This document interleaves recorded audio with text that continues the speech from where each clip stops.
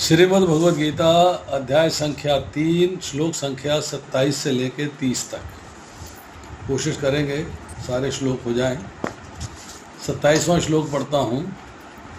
प्रकृतेः क्रियमाणानि गुणः कर्माणि सर्वशः अहंकार में मूढ़ात्मा कर्ता अहमिति मन्यते।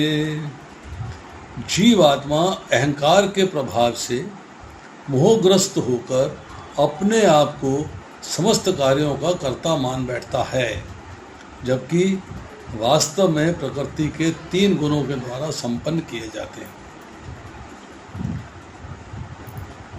इम्पोर्टेंट बात समझने की है कि अहंकार के प्रभाव से मोहग्रस्त होकर कन्फ्यूजन आता है। अहंकार से अपने आप को 3 गुणों का सारे कार्यों का कर्ता मान बैठता है, जबकि वो वास्तव में प्रकृति के 3 गुणों के द्वारा किए जा रहे हैं। इसको एलोबरेटली समझना। प्रभुपाद जी परपट में लिखते हैं, 2 व्यक्ति जिनमें से एक कृष्ण भावना भावित है और दूसरा भौतिक चेतना वाला है, समान स्तर पर कार्य करते हुए समान पद पर प्रतीत हो सकते हैं, किंतु उनके पदों में आकाश पाताल का अंतर रहता है। 2 व्यक्तियों का कंपैरिजन हो रहा है। एक कृष्ण भावना भावित है और दूसरा कृष्ण भावना भावित नहीं है, सांसारिक व्यक्ति है जो अपने भोग कर्म में व्यस्त रहता है। भौतिक चेतना वाला व्यक्ति अहंकार के कारण आश्वस्त रहता है कि वही सभी वस्तुओं का कर्ता है, मतलब उसे ज्ञान नहीं है तो अपने आप को कर्ता मानता, मैंने किया, मेरा ये, मेरा वो, मैं करता हूँ। वो ये नहीं जानता कि शरीर की रचना प्रकृति के द्वारा हुई है। उसे ईश्वर का, जीव का, प्रकृति का, कर्म का, काल का कोई ज्ञान नहीं है, जो परमेश्वर की अध्यक्षता में कार्य करती है। प्रकृति जिसके द्वारा शरीर बना है, परमेश्वर की अध्यक्षता में कार्य करती है। भौतिकतावादी व्यक्ति नहीं जानता कि वह अंतर्गोत्वा कृष्ण के अधीन है। वो कृष्ण को जानता ही नहीं तो अधीनता क्या स्वीकार करेगा। उसे पता ही नहीं कृष्ण के अधीन है, उसे मालूम नहीं कृष्ण कौन है, उसे मालूम नहीं उनकी शक्ति क्या है, उनको मालूम नहीं उनकी कितनी शक्तियाँ हैं। तो इसलिए वो जो है मानता है कि जो मैं हूँ, मैं सब कुछ हूँ, मैं किसी और को नहीं जानता। अहंकारवश ऐसा व्यक्ति हर कार्य को स्वतंत्र रूप से करने का श्रेय लेना चाहता है। वो कहता है कि मैं ही करता हूँ, मैंने ही सब कार्य किया है, और यही है उसके अज्ञान के लक्षण। ये अज्ञान है। उसे ये ज्ञात नहीं है कि इस स्थूल तथा सूक्ष्म शरीर की रचना प्रकृति द्वारा भगवान की अध्यक्षता में की गई है। ये जो शरीर हम देख रहे हैं, इसकी रचना जो है प्रकृति ने की है, और प्रकृति भगवान के अंडर कार्य करती है, उनकी अध्यक्षता में कार्य करती है। अतः उसके सारे शारीरिक तथा मानसिक कार्य कृष्ण भावनामृत में रहकर कृष्ण की सेवा में तत्पर होने चाहिए। अब टेक्निकली क्या चाहिए कि he should be involve in Krishna service. चाहे मन से कर रहा हो, चाहे तन से कर रहा हो, कोई भी कार्य कर रहा हो, वो कृष्ण की सेवा में होना चाहिए। बट अज्ञानी व्यक्ति ये भूल जाता है, इज फॉरगेटफुलनेस। अज्ञानी व्यक्ति ये भूल जाता है कि भगवान ऋषिकेश कहलाते हैं, अर्थात शरीर की सब इंद्रियों के स्वामी वही हैं।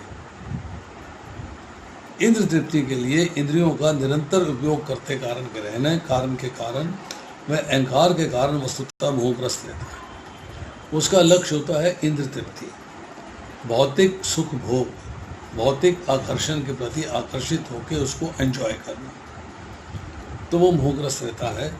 कृष्ण के साथ अपने शाश्वत संबंध को भूल जाता है। This is his problem. Now अब इसके बारे में हम तो है थोड़ी सी चर्चा करते हैं, डिटेल में थोड़ा सा ज्ञान प्राप्त करते हैं।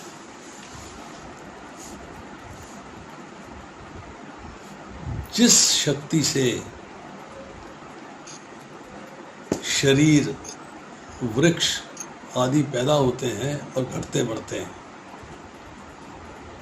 गंगा आदि नदियां प्रवाहित होती हैं, मकान जैसे पदार्थों में परिवर्तन होता है, चेंजेस आते हैं, उसी शक्ति से मनुष्य का देखना, सुनना, खाना पीना आदि सब क्रियाएं होती हैं। जो शक्ति, वो शक्ति क्या है? वो शक्ति है भगवान की भौतिक प्रकृति की शक्ति, उसके द्वारा सब कार्य हो गए। अब इसी जब मनुष्य जो है अहंकार से मोहित हो जाता है, मतलब अहंकार के कन्फ्यूजन में आ जाता है। कन्फ्यूजन क्या होता है कि एक है वास्तविक अहंकार और एक है अवास्तविक अहंकार, false ego and true ego. कि वास्तविक अहंकार जो है वो ये कहता है कि सब कुछ मेरा बनाया हुआ है, सब कुछ मेरा क्रिएट किया हुआ है, मैं सत्ता का स्वामी हूँ, मैं नित्य हूँ, वो भगवान। उनका अहंकार, उनका ये कहना वो वास्तविक है। परंतु हम जब अहंकार को यूज़ करते हैं, हम जब अहंकार को यूज़ करते हैं अपने पर्पस के लिए, अपने यूज़फुलनेस के लिए, तो क्या है, हमने मान लिया कि मैं शरीर हूँ और शरीर मेरा है। हम शरीर में और आत्मा में भेद नहीं कर पाते। अब हम अहंकार में आ गए, तो उस अहंकार से जब मोहित होते हैं तो अज्ञान आता है। जब अज्ञान आता है तो हम जो है एक शक्ति है जिससे सारे कार्य होते हैं, उसके दो भाग कर लेते हैं, डिवाइड इनटू टू। एक क्या है, शरीर का बनना है, भोजन का पचना है, टॉयलेट जाना है, सुसु जाना है, ये सारी चीज़ें हैं, ऑटोमेटिकली हैं, नेचुरल हैं, होती रहती हैं। और दूसरी है क्रिया, जो हम देखते हैं, बोलते हैं, भोजन करते हैं। भोजन का पचना अलग है और भोजन करना अलग है। वो जो चीज़ें हैं वो हम करते हैं, मतलब वो हम ज्ञान से करते हैं, मुझे ये खाना है, मुझे ये बनाना है, मुझे ऐसे बोलना है, ऐसे देखना है। तो जो ज्ञान से क्रिया करते हैं हम, वो क्रिया किसके द्वारा होती है? वो सूक्ष्म आत्मा तो कर नहीं सकती। सूक्ष्म आत्मा किसी भी क्रिया को करने में असमर्थ है। तो उन सब क्रियाओं को करने के लिए भगवान ने हमें जो है इस शरीर को प्रदान किया है। This body has been given to us. अब ज्ञान आ गया हमारे में थोड़ा सा, तो हमने कहा कि ये जो क्रियाएं हैं जो हो रही हैं, शरीर बनने की, भोजन पचने की, खाने पीने की, देखने की, सब ये मैं कर रहा हूँ, ये अज्ञान हो गया। थोड़ा सा ज्ञान मिला, क्रिया हो रही है, इतना ज्ञान मिला कि क्रिया हो रही है, पर क्रिया मैं कर रहा हूँ, यह अज्ञान हो गया। अब प्रश्न आता है कि प्रकृति से उत्पन्न है तीन गुण, सतोगुण, रजोगुण और तमोगुण प्रकृति के अंश हैं। अब इनका कार्य है आगे बुद्धि, अहंकार, मन, जब 13वें अध्याय में पढ़ेंगे। बुद्धि, अहंकार, मन, पंच महाभूत, पृथ्वी, जल, अग्नि, वायु, आकाश, 10 इंद्रियां, इंद्रियों के शब्दादि विषय, आँख का विषय रूप है, कान का विषय शब्द है, नाक का विषय गंध है, जीवा का विषय रस है और त्वचा का विषय स्पर्श है। ये सारे प्रकृति के गुण कहे जाते हैं। जब हम प्रकृति के गुण की चर्चा करते हैं तो सारे जो अंश हैं उस गुण के अंदर आ जाते हैं। अब ये कोई भी कार्य हम जो करते हैं, चाहे वो ज्ञान की प्राप्ति करके हुआ, चाहे वो स्वतः होने वाली क्रियाएं, वो सारी जो है प्रकृति के गुणों के द्वारा की जाती है। प्रकृति के जो अंश हैं उनके द्वारा की जाती हैं, आत्मा के द्वारा नहीं की जाती, क्योंकि वो क्रिया करने में असमर्थ है, इतना सूक्ष्म है, वो कर नहीं सकता। तो स्वरूप के द्वारा क्रिया नहीं की जाती। अब अहंकार की बात आती है, जब विमूढ़ आत्मा की चर्चा आती है तो विमूढ़ आत्मा कहा जाता है कि अहंकार जो है आपके अंतःकरण की एक वृत्ति है। अर्थात आप अहंकार को जानते हैं, मतलब चूंकि आप उससे सुपीरियर हैं, मतलब जो स्वरूप है, जो आत्मा है, अहंकार के बारे में जानती है, परंतु हमने आत्मा को अहंकार से मिला दिया, एक कर दिया दोनों को। अब उससे जो है हम उसको अपना स्वरूप मान लेते हैं, तो ये विमूढ़ आत्मा हो गया। मतलब ये मूढ़ता है, मूर्खता है, ये विमूढ़ आत्मा है।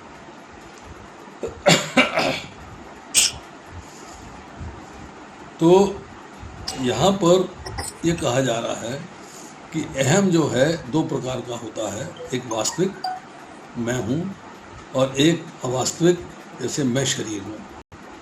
एक वास्तविक अहम है आत्मा, और आत्मा के द्वारा किए गए कार्य उनको समझ लेना, वो वास्तविक अहंकार है। और जो एक है, आत्मा क्या करती है? इच्छा करती है, आत्मा इच्छा करती है, उसको समझ लेना है। और दूसरा है कि मैं शरीर हूँ, शरीर मेरा है, मैं शरीर से कार्य करता हूँ। अब मनुष्य से भूल क्या होती है, मिस्टेक कहाँ होती है?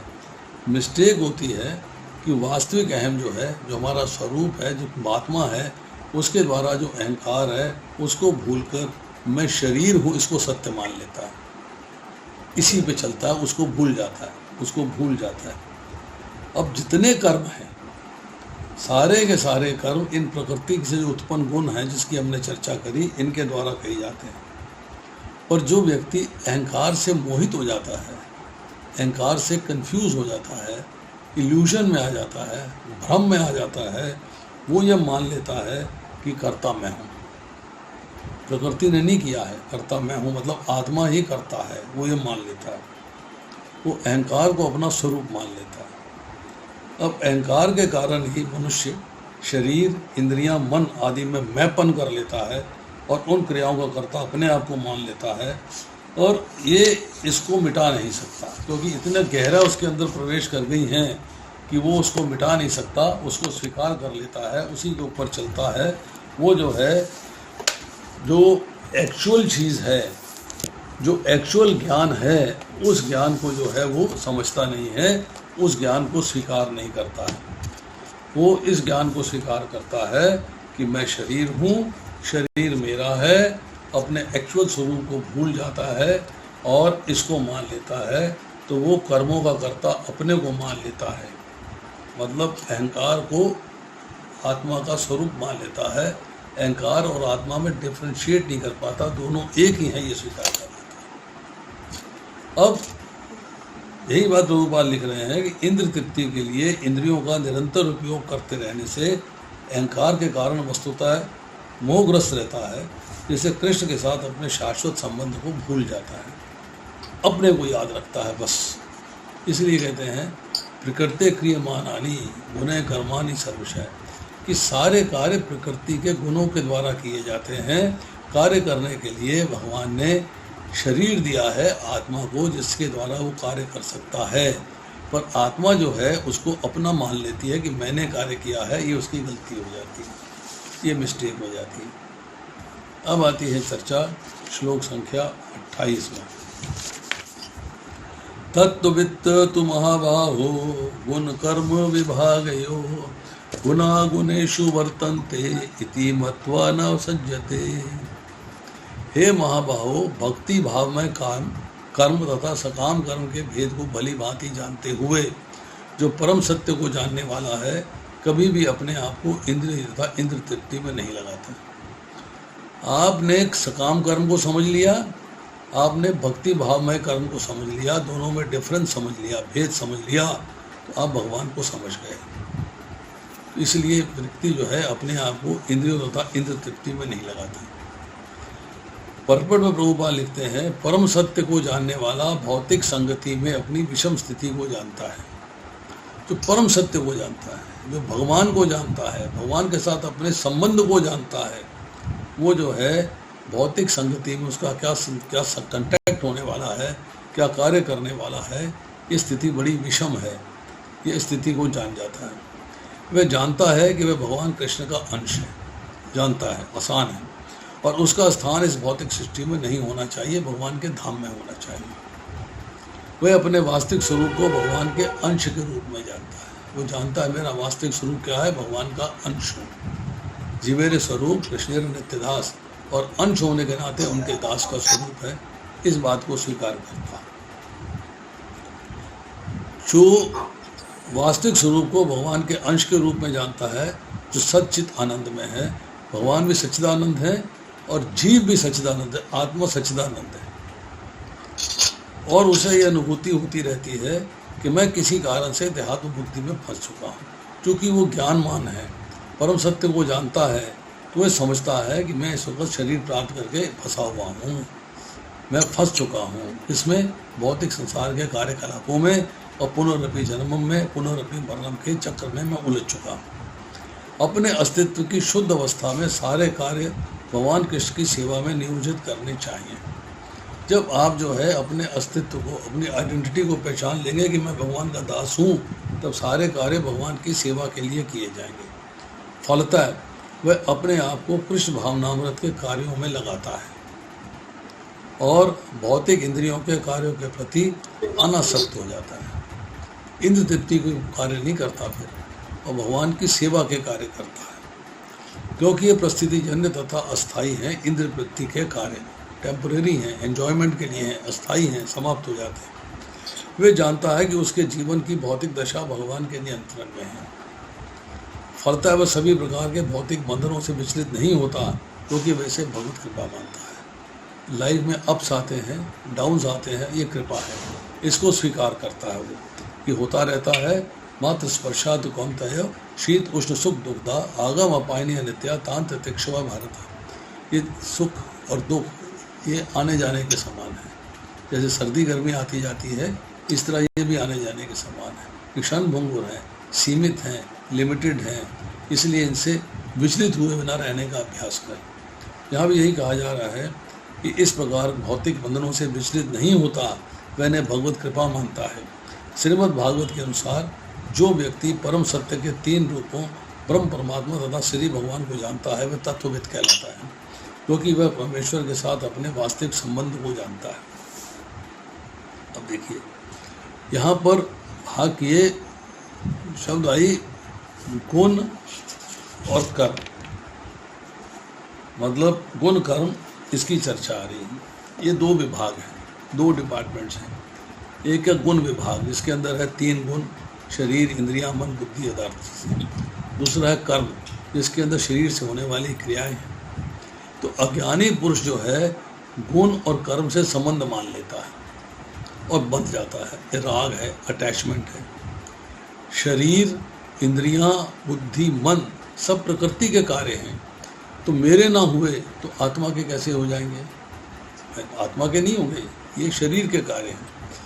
तो अज्ञानी पुरुष क्या करता है, इन गुणों के साथ अपना संबंध मानकर इनसे होने वाली क्रियाओं का अपने को कर्ता मान लेता है, और स्वरूप से ये कार्य नहीं हो रहे हैं, इसको वो नहीं जानता है, इसको वो स्वीकार नहीं करता है। तो यही बात जो है भगवान कह रहे हैं कि जब ये शरीर में नहीं हूँ तो शरीर में होने वाली क्रिया मेरी कैसे हो गई, ये बात। अब आती है इसके बाद श्लोक संख्या 29। प्रकृते गुण सम्मूढ़ सजन्ते गुण कर्मसु तान अकृष्ण विद मंदान कृष्ण वितय न विचालित। माया के गुणों से मोहग्रस्त होने पर अज्ञानी पुरुष पूर्णतया भौतिक कार्यों में संलग्न रहकर उसमें आसक्त हो जाते हैं, किंतु ज्ञानी को चाहिए कि उन्हें विचलित न करे। ज्ञानी को चाहिए कि उन्हें विचलित न करे। अब माया के गुणों से मोहग्रस्त होने पर, अभी हम माया के गुणों की चर्चा कर रहे हैं, वही जो प्रकृति के सारे गुण हैं उनकी चर्चा हो रही है। तो जो अज्ञानी पुरुष होता है वो भौतिक कार्यों में मस्त रहता है, उसी में संलग्न रहता है, उसी में आसक्त हो जाता है, पर ये उसके ज्ञान के अभाव के कारण, अज्ञान के कारण होते हैं, अदम होते हैं। अगर ज्ञानी को चाहिए कि वह इसको विचलित ना करें, अगर विचलित करेंगे तो जो ये कर रहे हैं उससे भी गिर जाएंगे, उससे भी डाउनफॉल हो जाएगा। अब इसके तात्पर्य में प्रभुपाद क्या लिखते हैं,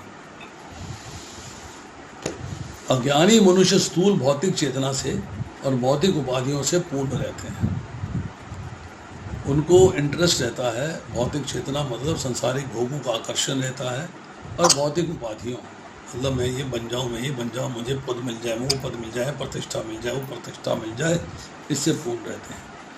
ये शरीर प्रकृति की देन है, और जो व्यक्ति शारीरिक चेतना में अत्यधिक आसक्त होता है वह मन तथा आलसी बन जाता है। शारीरिक चेतना में व्यस्त नहीं। किसी का ऑडियो ऑन है, प्लीज चेक योर ऑडियोस। शारीरिक चेतना में मस्त नहीं रहना, आपको आध्यात्मिक चेतना में जाना है। अज्ञानी मनुष्य शरीर को आत्मस्वरूप मानते हैं, वे अन्यों के साथ शारीरिक संबंध को बंधुत्व मानते हैं, और जिस देश जिसमें शरीर प्राप्त हुआ है उसे वो पूज्य मानते हैं, और धार्मिक अनुष्ठानों की औपचारिकताओं को ही अपना लक्ष्य मानते हैं। मतलब उन्होंने शरीर को और आत्मा को एक मान लिया।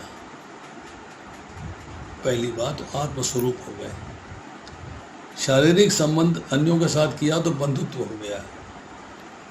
जिस देश में शरीर प्राप्त हुआ है उसको पूज्य मानते हैं, और धार्मिक अनुष्ठानों की जो रिचुअल्स हैं, जो एक्टिविटीज़ हैं, उनको अपना लक्ष्य मानते हैं।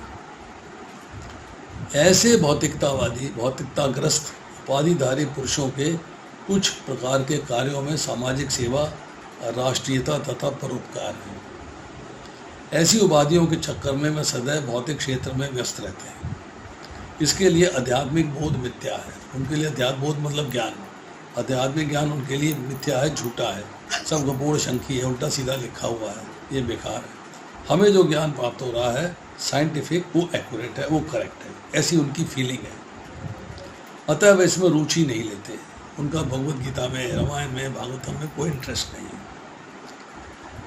किंतु जो लोग आध्यात्मिक जीवन में जागरूक हैं, उन्हें चाहिए कि इस तरह भौतिकता में मग्न व्यक्तियों को विचलित नहीं करें। This line one should understand while preaching. और जब प्रीचिंग करते हैं, हम इस लाइन को पढ़ते नहीं, हमने पर्पस पढ़े नहीं, हम इसलिए उसको भूल जाते हैं कि भौतिकता में मग्न व्यक्तियों को विचलित न करें। अच्छा तो यही होगा कि वे अपने आध्यात्मिक कार्यों को शांत भाव से करें। आपको अपने आध्यात्मिक कार्यों को शांत भाव से करना है। ऐसे मोहग्रस्त व्यक्ति अहिंसा जैसे जीवन के मूलभूत नैतिक सिद्धांतों तथा इसी प्रकार के परोपकारियों में लगे हो सकते हैं। उन्हें उसमें लगे रहना दिया जाए। आप करते रहिए प्रभु, कोई दिक्कत नहीं है, पर भगवान का नाम भी ले लीजिए। अभी उन्हें कृष्ण का नाम भी लेना सिखाइए, कृष्ण की सेवा भी करनी सिखाइए। जो सेवा कर रहे हैं वो करते रहें, उसमें डिस्टर्बेंस नहीं देनी है। KD Sharma ji audio off, Dharitri माता जी ऑडियो ऑफ, ऑडियो करो। दामोदर प्रभु, आपको बोलने की आवश्यकता नहीं है, आप शांत होकर बैठिए।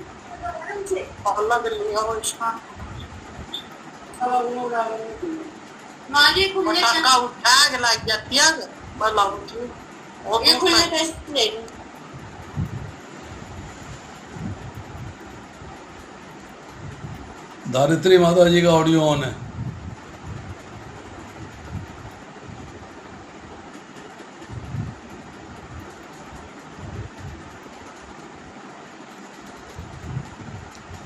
जो लोग अज्ञानी हैं वे कृष्ण भावनामृत के कार्यों को समझ नहीं पाते।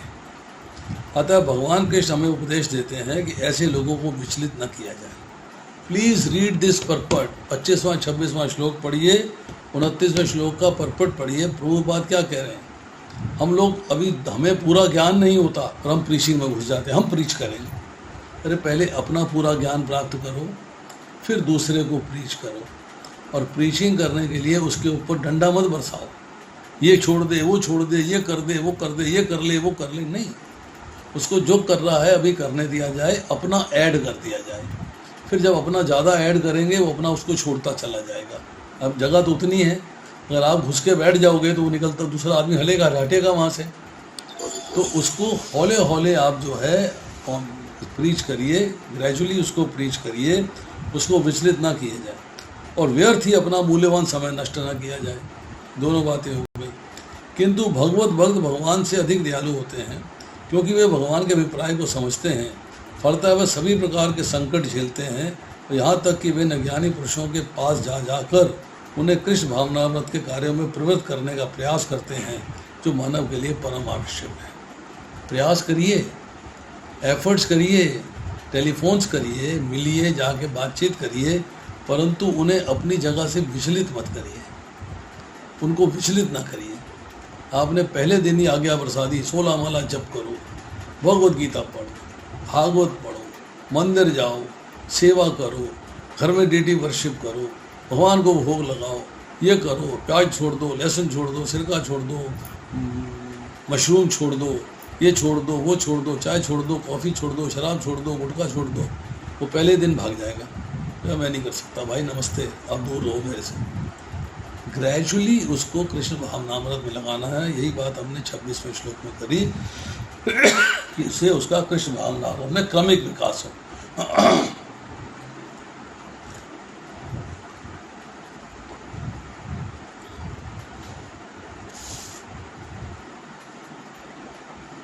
अब यहाँ पर जो है, अभी हम 30वां श्लोक करेंगे तब एक टॉपिक आएगा उसमें इम्पोर्टेंट। 30वां श्लोक करते हैं। मयि सर्वाणि कर्माणि संन्यस अध्यात्म चेतसा निराशी निर्मम भूत्वा युद्धस्व विगतज्वरा। अतः हे अर्जुन, अपने सारे कार्यों को मुझ में समर्पित करके मेरे पूर्ण ज्ञान से युक्त होकर, इंपॉर्टेंट बात देखिए, भगवान ने कहा है मेरे पूर्ण ज्ञान से युक्त होकर, लाभ की आकांक्षा से रहित, स्वामित्व के किसी दावे के बिना, आलस्य रहित होकर युद्ध करो। युद्ध करो मीन्स अपनी प्रिस्क्राइब ड्यूटीज करो, जो तुम्हारी प्रिस्क्राइब ड्यूटीज है वो करो। उसके लिए कंडीशंस क्या बताई कि सारे कार्यों को मुझे समर्पित करना, नंबर 1, पूर्ण ज्ञान से युक्त होना, नंबर 2, लाभ की आकांक्षा से रहित होना, नंबर 3, और स्वामित्व के दावे के बिना, नंबर 4, और आलस्य रहित, नंबर 5। ये आपके इम्पोर्टेंट पॉइंट्स हैं। अब जो है इसके अंदर कह रहे हैं भगवान, प्रभुपाद ने परपट के अंदर क्या कहा है उसको पढ़ते हैं। यह श्लोक भगवद गीता के प्रयोजन को स्पष्टतया इंगित करने वाला है। फर्स्ट लाइन पढ़ी है, भगवद गीता का प्रयोजन, इसलिए मैं एक एक लाइन को एक्सप्लेन करना चाहता हूँ। You must read and you must understand each and every line of purport. भगवान की शिक्षा है कि स्वधर्म के पालन के लिए सैन्य अनुशासन के सदृश पूर्णतः कृष्ण भावना भावित होना आवश्यक है। स्वधर्म मीन्स जो आत्मा का धर्म है, अध्यात्म। उसके लिए आपको जैसे सैनिक अनुशासन में रहता है, उसी सैनिक की तरह आपको भी अनुशासन में रहना रहती है, नियमों का पालन करना है, कृष्ण भावना भावित होना है। जैसे हम एक ट्यूसडे को Bhagavad Gita reading at home की क्लास करते हैं, उसमें सैन्य अनुशासन नहीं है, मैंने पढ़ा ही नहीं, मेरे को टाइम नहीं मिला, मैं पीछे रह गया, मैं पीछे रह गई। क्यों? सैन्य अनुशासन, सैनिक के समान मुझे करना है वो कार्य। I have to follow it like a military man. Yes, I have to read, I have to finish. वो हम नहीं करते, अपनी मर्जी से करते हैं। मैं फलाने अध्याय में पहुंच गया, मैं फलाने अध्याय में रुका हुआ हूँ, मैं फलाने अध्याय को कर रहा हूँ। You have to understand everything, तो परपट्स में लिखा है, एक एक लाइन को समझना चाहिए। ऐसे आदेश से कुछ कठिनाई उपस्थित हो सकती है, एग्रीड, फिर भी कृष्ण के आश्रित होकर स्वधर्म का पालन करना ही चाहिए, क्योंकि यही जीव की स्वाभाविक स्थिति है। दास की स्थिति क्या है? स्वामी के आदेश का पालन करना। शिष्य की स्थिति क्या है? गुरु के आदेश का पालन करना। शिक्षा गुरु के आदेश का पालन करना, उसके बाद गुरु के आदेश का पालन करना। जीव भगवान के सहयोग के बिना सुखी नहीं हो सकता, क्योंकि जीव की नित्य स्वाभाविक स्थिति ऐसी है कि भगवान की इच्छाओं के अधीन रहा जाए। आप दास हैं, दास का मतलब ये है कि आपने भगवान की इच्छा का आदर करना है, मान करना है, सम्मान करना है, उसका पालन करना है।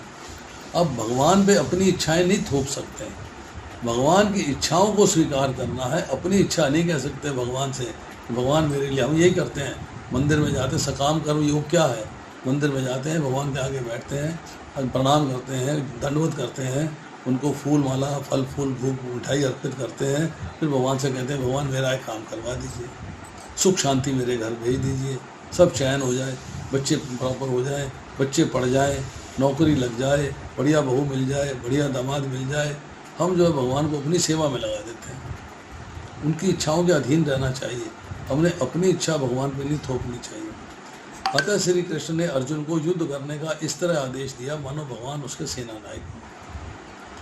परमेश्वर की इच्छा के लिए मनुष्य को सर्वस्व की बलि करनी होती है, you have to sacrifice yourself. और साथ ही स्वामित्व जताए बिना स्वधर्म का पालन करना होता है। अब स्वामी नहीं है, स्वामी भगवान है, उनके लिए अपने धर्म का पालन करना है। धर्म क्या है? साक्षात भगवत प्रणितम। धर्म तो साक्षात भगवत प्रणितम, अर्थात धर्म है साक्षात भगवान का प्रेम प्राप्त करना, ये आपका धर्म है। उसके बाद अर्जुन को भगवान के आदेश का मात्र पालन करना था।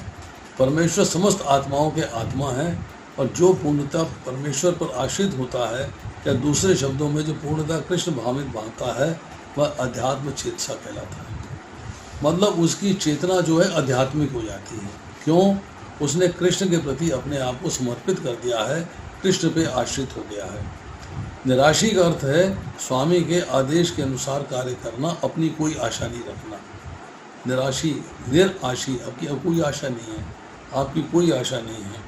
आप जो है स्वामी के आदेश के अनुसार कार्य करेंगे, किंतु फल की आशा नहीं करेंगे।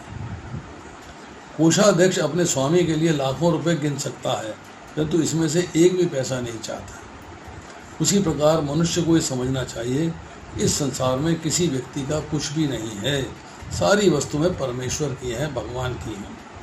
मई अर्थात मुझमें का वास्तविक तात्पर्य यह है कि जब मनुष्य इस प्रकार का कृष्ण भावनामृत में कार्य करता है, तो किसी भी वस्तु में स्वामित्व का दावा नहीं करता। आप स्वामी नहीं हैं, आप दास हैं, तो दासत्व को स्वीकार करना होगा। ये भावनामृत निर्मम अर्थात मेरा कुछ नहीं है कहलाता है। यदि ऐसे कठोर आदेश को, जो शारीरिक संबंध में तथा कथित बंधुत्व भावना से रहित है, पूरा करने में कुछ झिझक हो, तो उसे दूर कर देना चाहिए। आप अपने शरीर, मन, बुद्धि, अहंकार सबका संबंध भगवान से बना रहे हैं। उसमें अगर कोई दिक्कत आती है, परेशानी आती है, तो उस परेशानी को दूर करना चाहिए, उस कठिनाई को दूर करना चाहिए। इस प्रकार मनुष्य विगत ज्वर अर्थात आलस्य से रहित हो सकता है। मतलब ये विगत ज्वर शब्द जो है पूरी भगवत गीता में यही आया है और कहीं नहीं आया है। विगत ज्वर का मतलब होता है संताप। आलस्य भी संताप है, कष्ट है, दुख है, तो आलस्य से रहित हो सकता है। अपने गुण तथा स्थिति के अनुसार प्रत्येक व्यक्ति को विशेष प्रकार का कार्य करना होता है, और ऐसे कर्तव्यों का पालन कृष्ण भावना भावित होकर किया जा सकता है। इससे मुक्ति का मार्ग प्रशस्त हो जाएगा। अब देखिए, आपके पास भगवान ने बिल्कुल स्पष्ट बता दी है बातें। हम लोग प्रकृति के आवेश में सम्मोहित हो जाते हैं। हम लोग जो है निष्काम कर्म योग के बजाय सकाम कर्म योग में लग जाते हैं, वही प्रॉब्लम स्टार्ट हो जाती है। हम लोग भगवान के आदेश का पालन नहीं करते, निष्काम कर्म योग को नहीं जानते। हमें भगवान के सामने खड़ा होकर क्या प्रार्थना करनी चाहिए हम नहीं जानते, तो हम जो है चाहते हैं कि भगवान हमारे लिए कार्य कर दें, सुख संपत्ति घर आवे, कष्ट मिटे तनख्वाह, बस ये हमारी ये भाव रहता है कि भगवान हमारे को सुख दे दें, संपत्ति दे दें, कष्ट दूर कर दें, हमारे सब काम करें। हम कष्टों को पैदा करें गलत कार्य करके, और भगवान इसको दूर कर दें। तो हमें भगवान से प्रार्थना नहीं करनी चाहिए, हमें प्रार्थना करनी चाहिए कि भगवान मुझे अपनी सेवा में लगा लीजिए, ताकि दोबारा मैं गलत कार्य करके ऐसे कर्मफल ना पैदा करूं जिससे मुझे फिर ऐसे कष्ट भोगने पड़े। आपकी सेवा में आपके कहे अनुसार कार्य करूंगा। ये बात अब हम 31वें श्लोक में करेंगे, श्लोक संख्या 31 में। आज हमने 30 श्लोक तक का प्लान किया था कि 30 श्लोक तक करेंगे, और इसके बाद 31, 32 और 33वां श्लोक है, 35वें श्लोक तक है ये चर्चा हम करेंगे परसों, नेक्स्ट डे, आज के बाद। तो आज इतना ही, शेष फिर अभी किसी का कोई प्रश्न है तो पूछ सकता है।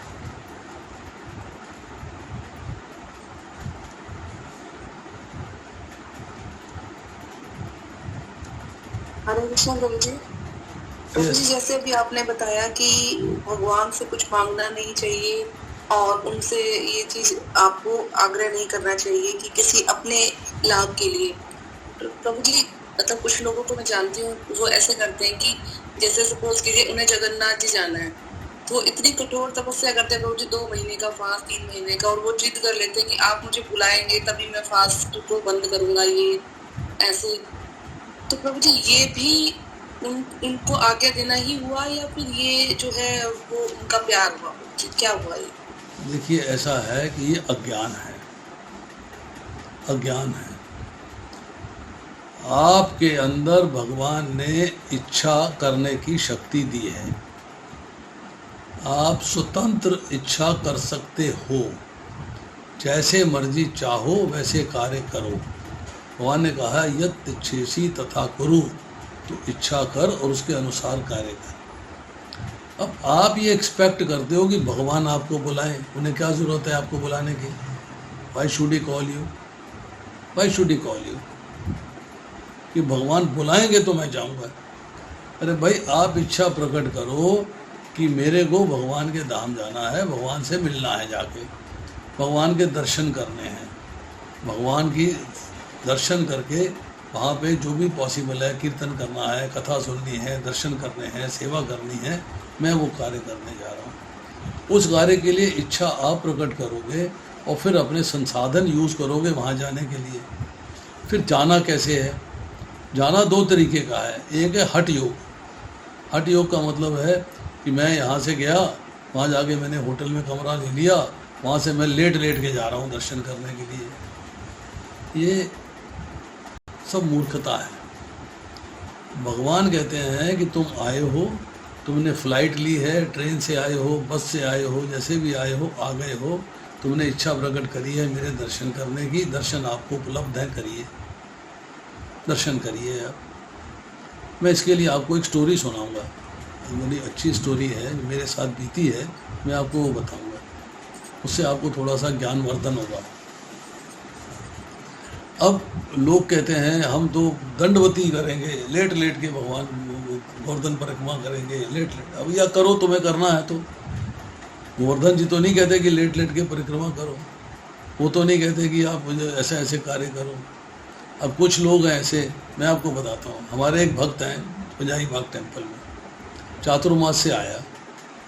चातुर्मास में वो ज़मीन में खिचड़ी डाल के बिना नमक के उसको खाए 4 महीने, ज़मीन में चाटा उसको। कहते मैं थाली में नहीं खाऊंगा, नो, मेरे को ज़मीन में लिटा के खिचड़ी को बिना नमक के 4 महीने खाना। ये कहाँ लिखा है? अरे जो वैष्णव है किसी ज़माने में किया करते थे उसको करो। प्रभुपाद क्या कहते हैं, उसको फॉलो करो। प्रभुपाद ये कहते हैं कि चातुर्मास के अंदर आपको ज़्यादा से ज़्यादा प्रचार करना है, अपनी ड्यूटीज़ परफॉर्म करनी है। प्रचार भी आपकी ड्यूटी बन गई, तो आप उसको करने के लिए सुबह उठिए, नहाइए धोइए, तैयार हुए, मॉर्निंग का प्रोग्राम करिए, जप करिए, कथा सुनिए, भगवान के दर्शन करिए, आरती करिए, कीर्तन करिए, कथा करिए। उसके बाद आप जो है प्रसाद पाइए। इवन एकादशी वाले दिन भी मंदिर के अंदर सुबह प्रसाद मिल जाता है, 9 बजे आपको एकादशी प्रसाद मिल जाता है। आप आइए और अपनी सेवा में चले जाइए, शाम को फिर आइए, फिर प्रसाद पाइए, और उसके बाद अपना रात को दूध पीजिए और सो जाइए। उसमें कहीं ये नहीं लिखा है कि आपको फास्ट करना है 24 घंटे का। हाँ, मैं ऐसे भक्तों को जानता हूँ, जैसे एकादशी थी कल जो है 10 तारीख को एकादशी थी, तो 9 तारीख की शाम को सूर्यास्त के पहले उनका व्रत शुरू हो जाएगा, पूरी रात चलेगा। एकादशी के दिन पूरा चलेगा, एकादशी की रात पूरी चलेगी, और द्वादशी के दिन पारण के समय वो व्रत को खोलेंगे। ये हठ योग है, आप अपनी सेवा से अलग हो रहे हो। मैं आपको बताता हूँ कि मेरे पास एक ऑफ़र आया कि प्रभु जी आपको जो है आज लेक्चर देना है पंचशील टेम्पल में। हमने कहा देंगे, मतलब दिन था फिक्स, एकादशी का दिन था। मैंने कहा देंगे। जब मैं एकादशी का लेक्चर देने गया तो मुझे वहाँ उन्होंने बताया कि हमने जिस भक्त से बोला है एकादशी का लेक्चर देने के लिए, कोई राज़ी नहीं हुआ। हम तो व्यस्त हैं, हम तो थक गए हैं माला कर करके, हमारा तो कार्य पूरा नहीं हुआ है, हम तो अपना आराम करेंगे। मैंने उस दिन, मैं हर संडे को 4 लेक्चर किया करता था, चौथा लेक्चर मेरा पंचशील में था, और मैं बिल्कुल प्यासा, निर्जला एकादशी थी, मैंने पानी नहीं ग्रहण किया था। सुबह से लेकर रात तक मैंने 4 लेक्चर्स में गया हूँ, 4 जगह पे ड्राइविंग करी है, उसके बाद मैंने कथा करी है। इतने लेक्चर्स के ऑफ़र आए हैं मेरे को, भगवान इतने प्रसन्न हुए हैं मेरे से, इतने मेरे को लेक्चर के ऑफ़र्स आए कि मैं आपको बता नहीं सकता। हमें भगवान की प्रसन्नता के लिए कार्य करना है। हम लोग हठ योग में नहीं इंटरेस्टेड, हम लोग इंटरेस्टेड हैं जो प्रभुपाद ने बता दिया वो करिएगा। अब हमने उस डिवोटी से कहा पंजाबी भागे, भैया तो क्यों ऐसे कर रहा है? अरे प्रभु जी वो हमारे शास्त्रों में लिखा है। मैंने कहा वो उसकी तब की बात तब गई, उसको छोड़ दे। सारा दिन तुझे सेवा करनी है, धूप में घूमना है, पैसा कलेक्ट करना है, बुक्स बेचनी है, तो काहे इस चक्कर में पड़ा हुआ? प्रभुपाद कह रहे हैं भैया अपना प्रसाद पाओ और जाके अपना काम करो। और थाली में प्रसाद नहीं, मैं नमक के बिना पाऊँगा। 4 महीने सॉल्ट कम हो गया, बॉडी में सॉल्ट कम हो गया, वीकनेस आ गई, बुरा हाल हो गया, अस्पताल में एडमिट करना पड़ा। हम तो नहीं करते, चातुर्मास से हम भी पालन कर रहे हैं। चातुर्मास में मेरे लेक्चर्स हैं, मैंने पोस्ट किए हैं। चातुर्मास्य का जो डिटेल्स हैं मैं उसको पोस्ट कर दूंगा, ग्रुप में डाल दूंगा, आप पढ़ लीजिएगा उसको, यू कैन रीड इट। तो हम लोग जो है कई बार हठ योग में चले जाते हैं, हमें हठ योग में नहीं जाना है। हठ योग इज़ नॉट रिकमेंडेड। हमें जो भगवान से का भक्ति योग है उसका पालन करना है, अपनी चेतना को आध्यात्मिक बनाना है, और प्रभुपाद ने जो नियम दिए हैं उनका पालन करना है, बस दैट्स ऑल, उससे ज़्यादा नहीं। अब अगर आप जो है एकादशी की बात करते हो, मैं आपको एकादशी के नियम बता दें जो गौड़िया मठ में पालन होते हैं। आप टमाटर नहीं खा सकते, अब गाजर नहीं खा सकते, अब ये नहीं खा सकते, अब वो नहीं खा सकते, डाई कोटिलीडन नहीं खा सकते। पर हम जो है प्रभुपाद ने जो चीज़ें बताई हैं उनका पालन करते हैं, बिकॉज हमारा को तो उन्होंने लेके जाना है ना आगे, हम तो उन्हीं की परंपरा में है ना। अब गौड़िया मठ की परंपरा में तो नहीं है इस वक्त, उनकी परंपरा अलग हो गई हमसे। हमारी परंपरा में हमारे ऊपर हमारे गुरु हैं, गुरु के ऊपर प्रभुपाद है, प्रभुपाद से आगे परंपरा चल रही है। तब प्रभुपाद के बताए नियमों का पालन करेंगे तो हमारी शुद्धता है। हम ज़्यादा हठ योग में नहीं जाएंगे, ज़्यादा नहीं करेंगे ऐसे कि 4 महीने ज़मीन में खिचड़ी डाल के ज़मीन में चाटा है उसको, जैसे कि डॉग्स चाटते हैं, ऐसे उसको खाया। तो दिस इज़ न्यू सेंस। आप ज़बरदस्ती हठ योग किए जा रहे हैं, थाली में डाल के खा लो भाई, नहीं मैं तो चाटूंगा ज़मीन में डाल के। प्रभु जी वो ऐसे बोलते कि जब तक हम जिद नहीं करते ना उनसे भगवान से, तब तक वो हमारी सुनते नहीं है, ऐसे बोल देते हैं। ऐसा कुछ नहीं, आपने भगवान को क्यों सुनाना? Why do you want Krishna to hear you? जब उन्होंने आपको आदेश दिया है कि मेरे आदेश का पालन करो, हमें भी चर्चा करेंगे कि जो व्यक्ति मेरे आदेश के अनुसार अपने कर्तव्य करते रहते हैं, ईर्ष्या रहित होकर इस उपदेश का श्रद्धापूर्वक पालन करते हैं, इस काम कर्मों के बंधन से मुक्त हो जाते हैं। क्या हमने उनके आदेश का पालन किया? नहीं किया। उन्होंने कहा कि हमने माना, हमने नहीं माना। हम अपनी बात उनको मनवाना चाहते हैं ज़बरदस्ती जिद करके, वो नहीं मानेंगे। अब लाख जिद कर लो, वो नहीं मानेंगे, क्योंकि वो आपके भौतिक जो आपके एक्टिविटीज़ हैं उनसे परे हैं। वो चाहते हैं कि हमने जो कार्य करना है कृष्ण भावना में करना है, उसके नियमों के अनुसार करना है, उसके सिस्टम से अनुसार करना है। आप उसके अनुसार करिए तो भगवान उसको देख रहे हैं, हृदय में बैठे हैं। आपको उनसे जिद करने की जरूरत क्या है? अंतर्यामी हैं, आपके हृदय में बैठे हैं, सब चीज़ें देख रहे हैं, अंधेरे में भी देख रहे हैं, किसी कोने में भी देख रहे हैं। तो भगवान के प्रति आपको ऐसा कुछ करने की आवश्यकता नहीं है कि मैं जिद करूँगा तब भगवान मानेंगे। मैं आपको बताता हूँ, मेरे साथ हुआ। मेरे प्रीचिंग के अंदर एक लड़की थी लुधियाना में, लड़की मेरे ग्रुप में थी, इंटरनेट में थी मेरे साथ। उसने वहाँ से एक मैसेज किया कि मैं एक दिन किसी प्रोग्राम में गई थी, किसी ने मुझे मोलेस्ट कर दिया, छेड़ दिया मुझे, उसको सज़ा मिलनी चाहिए। तो कहती है कि मैं इस्कॉन टेम्पल जाती हूँ, मैंने वहाँ पे प्रण किया है कि मैं 1000 माला करूँगी। अगर मेरी 1000 माला करने तक भगवान ने उस व्यक्ति को सज़ा नहीं दिलवाई तो मैं माला करनी छोड़ दूँगी। ये क्या सिस्टम हुआ भाई? अब भगवान को कंपेल कर रहे हैं कि मैं जो है 1000 माला करूँगी, 1000 माला के तक अगर जो है भगवान ने वो कार्य मेरा नहीं किया तो मैं जो है भगवान की माला जपनी छोड़ दूँगी, भगवान की सेवा छोड़ दूँगी। ये क्या बात हुई? मतलब आप जो है ऐसे ऐसे कार्य लोग करते हैं, ऐसे ऐसे लोग भगवान के साथ मैसेज देते हैं, भगवान के साथ उनको जिद करते हैं, और दिस इज़ नॉट गुड। वो आपके भाग्य में था, आपका प्रारब्ध था, आपके साथ बीतना था, आपको बीत गया, बात खत्म हो गई, एक पाप कर्म कम हो गया। एक्सेप्ट कर लीजिए उस बात को। आप वो बात नहीं समझेंगे, आप ये समझेंगे कि मेरे को जिद करनी भगवान के साथ, तो वो बात गलत है, वो बात हमें नहीं स्वीकार है। शांति प्रदा माता जी कुछ कहना चाहती है, हाथ रेस किया। हरे कृष्ण प्रभु जी, प्रभु जी आपके कहने का भाव ये है कि जैसे नियम है कि 4 बजे उठना या फिर कड़ाई से नियमों का पालन करना, जैसे कि शरीर साथ नहीं देता, कई बार कुछ कॉम्प्लिकेशंस रहते हैं, फिर भी कुछ माताएं लगी रहती हैं और उसका परिणाम ये होता है कि और ज़्यादा बीमार पड़ जाती हैं। और बिल्कुल ही सेवा से फिर वंचित हो जाती हैं। तो ऐसे हमें हठ योग नहीं करना, अपनी शारीरिक क्षमता के हिसाब से नियमों का पालन करते हुए भगवान की प्रसन्नता के लिए समर्पित होकर कर्म करना है, अपना भाव शुद्ध रखना है। ये कहना चाहते हैं आपको कुछ? माता जी एक बात समझिएगा, हम मान लीजिए भौतिक संसार की बात करते हैं। भौतिक संसार में आपने गुड़गांव में फ्लैट ले लिया, सब्जी मार्केट पास नहीं है, राशन मार्केट पास नहीं है, दूर हैं, और आपके पास कन्वेंस नहीं है, आप फंस गए कि आप वो कैसे लेके आओगे। क्योंकि मैं पैदल जाऊंगी लेने के लिए, अब 2 घंटा 1 घंटा जाने में, 1 घंटा सामान खरीदने में, 1 घंटा आने में, पैदल आई, सामान उठा के लाई, लस्त पस्त हो गई। आपने कहा भैया ऐसा है, अमेज़ॉन पे सामान बिक रहा है, फ्लिपकार्ट पे सामान बिक रहा है, ग्रोफर पे सामान बिक रहा है, ब्लिंकिट पे सामान बिक रहा है, ऑर्डर प्लेस कर देती हूँ, मेरे घर में सप्लाई कर जाएगा। आपने ऑर्डर प्लेस किया, आपके घर सप्लाई हो गया। आपको कौन सा रास्ता पसंद है? 1 घंटा जाने में पैदल या ऑटो करो, ऑटो मिलता नहीं, आपको ये फ्लैट गाड़ी है नहीं आपके पास, अब क्या करोगे? आप तो फंस गए। आपको सुविधा मिल गई, आप सुविधा के अनुसार कार्य कर रहे हो। अगर आपका शरीर नहीं परमिट करता है, आपकी शक्ति नहीं है शरीर में कार्य करने की, तो अब ये बात समझ के चलिएगा, नियम हैं एग्रीड, मैं मना नहीं करता, पर मेरा शरीर नहीं परमिट करता है तो मैं क्या करूं? या तो मैं नियम पालन करूं या शरीर समाप्त कर दूं, या मैं सोचता हूं कि शरीर को कायम रख के नियमों में थोड़ा बदलाव कर दूं, सारे काम कर लूं, तो मैं टाइम चेंज कर देता हूं। I change time. भाई मैं 3 बजे नहीं उठूंगा, मैं 5 बजे उठूंगा, कार्य जो करने थे 5 बजे के बाद करूंगा।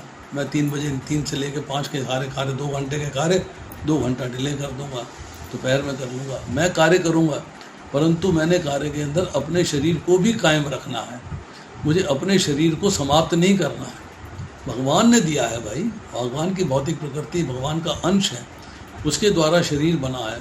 अगर मेरे मान लीजिए फोड़ा हो जाता है, कि कैंसर हो जाता है, या मेरे को खांसी हो जाती है, निमोनिया हो जाता है, मैं डॉक्टर पे क्यों जाऊंगा? डॉक्टर पे इसलिए जाता हूँ कि मुझे शरीर को कायम रखना, मुझे उसको ठीक रखना है। तो मुझे हर हालत में अपने शरीर के साथ तालमेल बनाना है कि उस तालमेल में मैं क्या काम कर सकता हूँ और क्या काम नहीं कर सकता हूँ, कैसे कर सकता हूँ, कैसे नहीं कर सकता हूँ। नियमों में बदलाव आता है, चेंजेस आते हैं, चेंजेस आप अपने हिसाब से करते हैं। मेरे पास मैं बहुत साल से प्रीचिंग कर रहा हूँ और मेरे पास बहुत सारे लोग हैं। एक लड़के का मैसेज आता है कि साहब मैं जो है नाइट शिफ्ट करता हूँ कॉल सेंटर में, और मैं मंदिर भी जाता हूँ, जब भी करता हूँ, और मैं भगवान की सेवा भी करना चाहता हूँ। और मेरी नाइट शिफ्ट जो है रात में 1:30 बजे शुरू होती है, तो 11:30 बजे कैब लेने आती है, और 9:30 बजे मैं घर में नहा धो के डिनर करके तैयारी करता हूँ जाने के लिए। तो 9:30 तक मैं तैयार होता हूँ, 9:30 तक मेरा टाइम है अपने लिए। उसके बाद मेरे को अपनी समझ लिए जॉब का काम है, नहाना धोना, तैयार होना, डिनर करना, फिर जाना, वेट करना, कैब करना। और 1:30 बजे मेरी शिफ्ट स्टार्ट हो गई। 9 घंटे शिफ्ट चलती है, 1:30 बजे की स्टार्ट हुए, 9 घंटे का मतलब है सुबह 10:30 11 बजे तक। अभी तो है नहीं कि मेरे कमरे में कैब आएगी लेने के लिए। मैं 10 मंजिल की बिल्डिंग में काम कर रहा हूँ, मैं नीचे आऊँगा। सारे उन्होंने कहा है कि अगर आपका काम जो है वो 10:30 बजे 11 बजे ख़त्म हुआ है, तो आप नीचे आएंगे तो आपको 11:30 से पहले कैब नहीं मिलेगी। 11:30 कैब मिलती है, मैं 1:30 बजे घर पहुँचता हूँ। सारी रात का मैं जागा हुआ हूँ। 2 घंटे मैंने जाने में लगाए हैं, 2 घंटे मैंने आने में लगाए हैं। एक्सर्शन है। अब मेरे को आती नींद, मैं आता हूँ, नहाता हूँ, तैयार होता हूँ, लंच करता हूँ, सो जाता हूँ। 8 घंटे मैं सोता हूँ, 9:30 उठता हूँ। अब बताओ मैं जब कब करूँ? नंबर 1 भगवान डिटी वर्शिप कब करूँ? नंबर 2 भगवद गीता कब पढ़ूँ? नंबर 3 भागवत कब पढ़ूँ? नंबर 4 अब आप उसको गाइड कर दीजिए भक्ति में आगे कैसे बढ़ेगा। सिचुएशन आप सबके सामने है।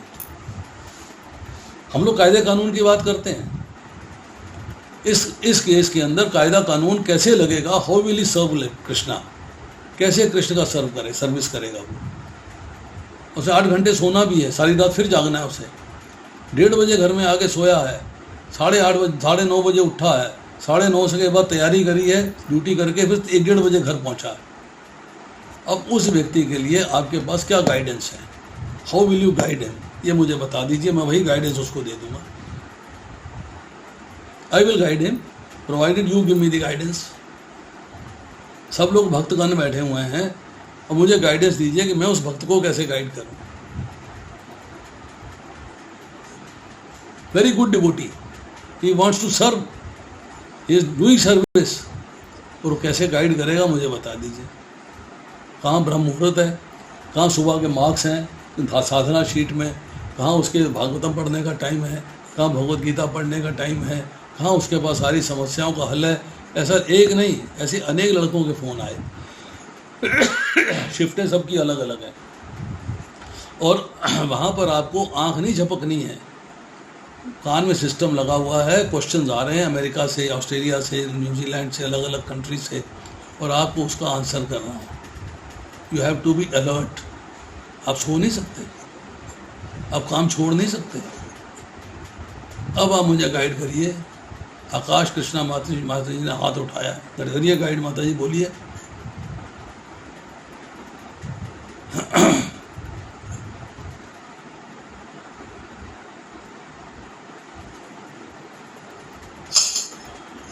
कौन बताना चाहेगा? संदीप शर्मा। प्रभु जी, मैं थोड़ा बताना चाहूंगी। बोलिए। वो जपा कर सकते हैं गाड़ी में। यस, वन थिंग, लोग कहते हैं जपा गाड़ी में क्यों करो? जपा तो आपको भगवान की कुल तुलसी के सामने बैठ के करना चाहिए, घर में करना चाहिए। नहीं, जपा सभी जगह कर सकते हैं। ठीक है, एक बात। दूसरी बात, गाड़ी में कभी भगवत वगैरह का, गीता वगैरह का आपका वीडियो वगैरह सुन सकता है। वीडियो एयरपोर्ट वगैरह पे भी लोग जाते हैं तो करते हैं। मनसा विग्रह पूजा कर सकते हैं प्रभु जी, भोग लगा सकते हैं। कैसे लगाएगा?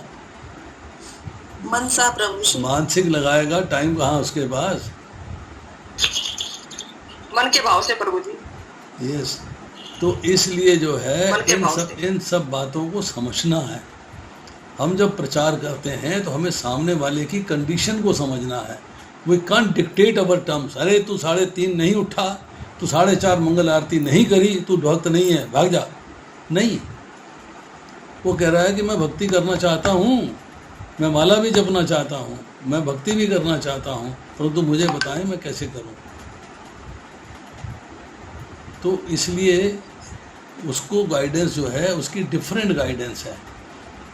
जो लोग उठ सकते हैं उनकी डिफरेंट गाइडेंस है, जो नहीं उठ सकते हैं उनकी डिफरेंट गाइडेंस है, जो बीमार हैं, इल हेल्थ है, उनकी डिफरेंट गाइडेंस है। उनको उसी हिसाब से चलना होगा, बीमारी के हिसाब से चलना होगा। हम उसके लिए ज़बरदस्ती नहीं कर सकते। We have to take the things in such a perspective so that जिसके लिए हम कार्य करना चाहते हैं, जिसको समझाना चाहते हैं, गाइड करना चाहते हैं, पहले हमें उसके डिटेल्स लेने चाहिए। उसके डिटेल्स लेके उसको एनालाइज करना चाहिए कि यस कैसे करी जाए। ये सोमा माता जी आंसर करना चाहती है। करिए माता जी, अपना वीडियो ऑन करिए और आंसर करिए। हरे कृष्ण प्रभु जी। यस। प्रभु जी, मैं खुद इस क्वेश्चन का आंसर पूछना चाह रही हूँ आपसे। मैं भी मेडिकल लाइन से हूँ प्रभु जी, मेरी भी 3 शिफ्ट रहती है, मॉर्निंग, इवनिंग, नाइट। तो मुझे भी नहीं पता प्रभु जी मैं कैसे करूँ। और जब भी पूछने की कोशिश की है तो वो जो आप आंसर कर रहे हो ना कि थोपने वाली बात है, तो मैंने भी अपने जो भी मेरे वो हैं इस फोन में भक्त, उनसे यही आंसर सुनने को मिला है। मैं बोलती हूँ 5 या 7 माला मुझसे हो पाती है, उससे ज़्यादा नहीं। तो बोले नहीं, आपको जैसे तैसे 16 माला करनी पड़ेगी, भगवत गीता पढ़नी पड़ेगी। तो प्रभु जी मुझसे नहीं हो पाती, तो प्लीज़ आप आंसर बता दीजिए। आप जो है, मेरा नंबर आपके पास है, आप मेरे को फ़ोन करिएगा। आपकी प्रॉब्लम को हम सारी समझेंगे पहले डिटेल में, उसके बाद आपको गाइड करेंगे। जी प्रभु जी, thank you. Hare Krishna. Yes प्रभु जी, एक गृहस्थ की भक्ति की तपस्या क्या है प्रभु जी? हमारे लेवल के गृहस्थ, मतलब बड़े ना हुए हो, जो बच्चे अभी पढ़ रहे हैं प्रभु जी ऐसे लेवल में, उनकी भक्ति की तपस्या क्या है प्रभु जी? देखिए, आपको 13वें अध्याय के 8वें से लेके 12वां श्लोक पढ़ना चाहिए, जिसमें कि तीसरे पेज के दूसरे पैराग्राफ में प्रभुपाद लिखते हैं, जहाँ तक संतान, पत्नी तथा घर से विरक्ति की बात है, इसका अर्थ ये है कि ऐसा नहीं इनके लिए कोई भावना ही ना हो, ये सब स्नेह की प्राकृतिक वस्तुएं हैं, लेकिन जब आध्यात्मिक उन्नति में अनुकूल ना हो तो इनके प्रति आसक्त नहीं होना चाहिए। घर को सुखमय बनाने की सर्वोत्तम विधि कृष्ण भावनामृत है। यदि कोई कृष्ण भावनामृत से पूर्ण रहे तो अपने घर को अत्यंत सुखमय बना सकता है, क्योंकि कृष्ण भावनामृत की विधि अत्यंत सरल है। इसमें केवल हरे कृष्ण कृष्ण कृष्ण हरे हरे, हरे राम राम राम हरे हरे का कीर्तन करना होता है। नंबर 2, कृष्णार्पित भोग का उच्चिष्ट ग्रहण करना होता है। नंबर 3, श्रीमद् भगवद गीता और भागवत जैसे ग्रंथों पर विचार विमर्श करना होता है। और नंबर 4, अर्च विग्रह की पूजा करनी होती है। तो ये 4 बातें प्रभुपाद ने बता दी। इन 4 बातों को कर लीजिए, आपकी गृहस्थी सफल है। और जैसे प्रभु जी फैमिली वाले सपोर्ट ना करें, इधर धाम में जाना, उधर धाम में जाना, यहाँ जाना, वहाँ जाना, देखिए वो आपको उसकी एडजस्टमेंट आप जो है करिएगा। वो 1 to 1 पर्सनल जो है सिचुएशन समझ के फिर उसका आंसर दिया जाता है। वो ऐसे इस फोरम में नहीं दे सकते, वो 1 to 1 पर्सनल है। प्रभुपाद जी लिखते हैं, भगवान की भक्ति अतीब सरल है। मनुष्य को चाहिए कि भगवान की सेवा में लगे, श्री विग्रह में अर्पित भोजन का उच्चिष्ट खाए, भगवान के चरण कमलों में चढ़ाए पुष्पों की सुगंध सीखे, भगवान के लीला स्तुतियों का दर्शन करे, भगवान के विभिन्न कार्यकलापों भक्तों के साथ प्रेम विनिमय के सब बारे में पढ़े, सदा हरे कृष्ण महामंत्र का कीर्तन करे और भगवान के तथा उससे भक्तों के आविर्भाव तथा तिरोधानों मनाने वाले दिवसों में उपवास करे। अब ये सारी बातें जो हैं आपको अगर करनी हैं तो आपको डेफिनेटली अंडरस्टैंड करना है कि मेरा और मेरे फैमिली का स्टेटस क्या है, मेरा और मेरा सोशल स्टेटस क्या है, मेरा और फैमिली का इकोनॉमिक स्टेटस क्या है, फाइनेंशियल स्टेटस क्या है।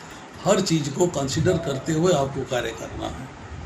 This part is important, this part you have to understand. ये बात आपको समझनी है, इसके अनुसार ही आपको चलना है।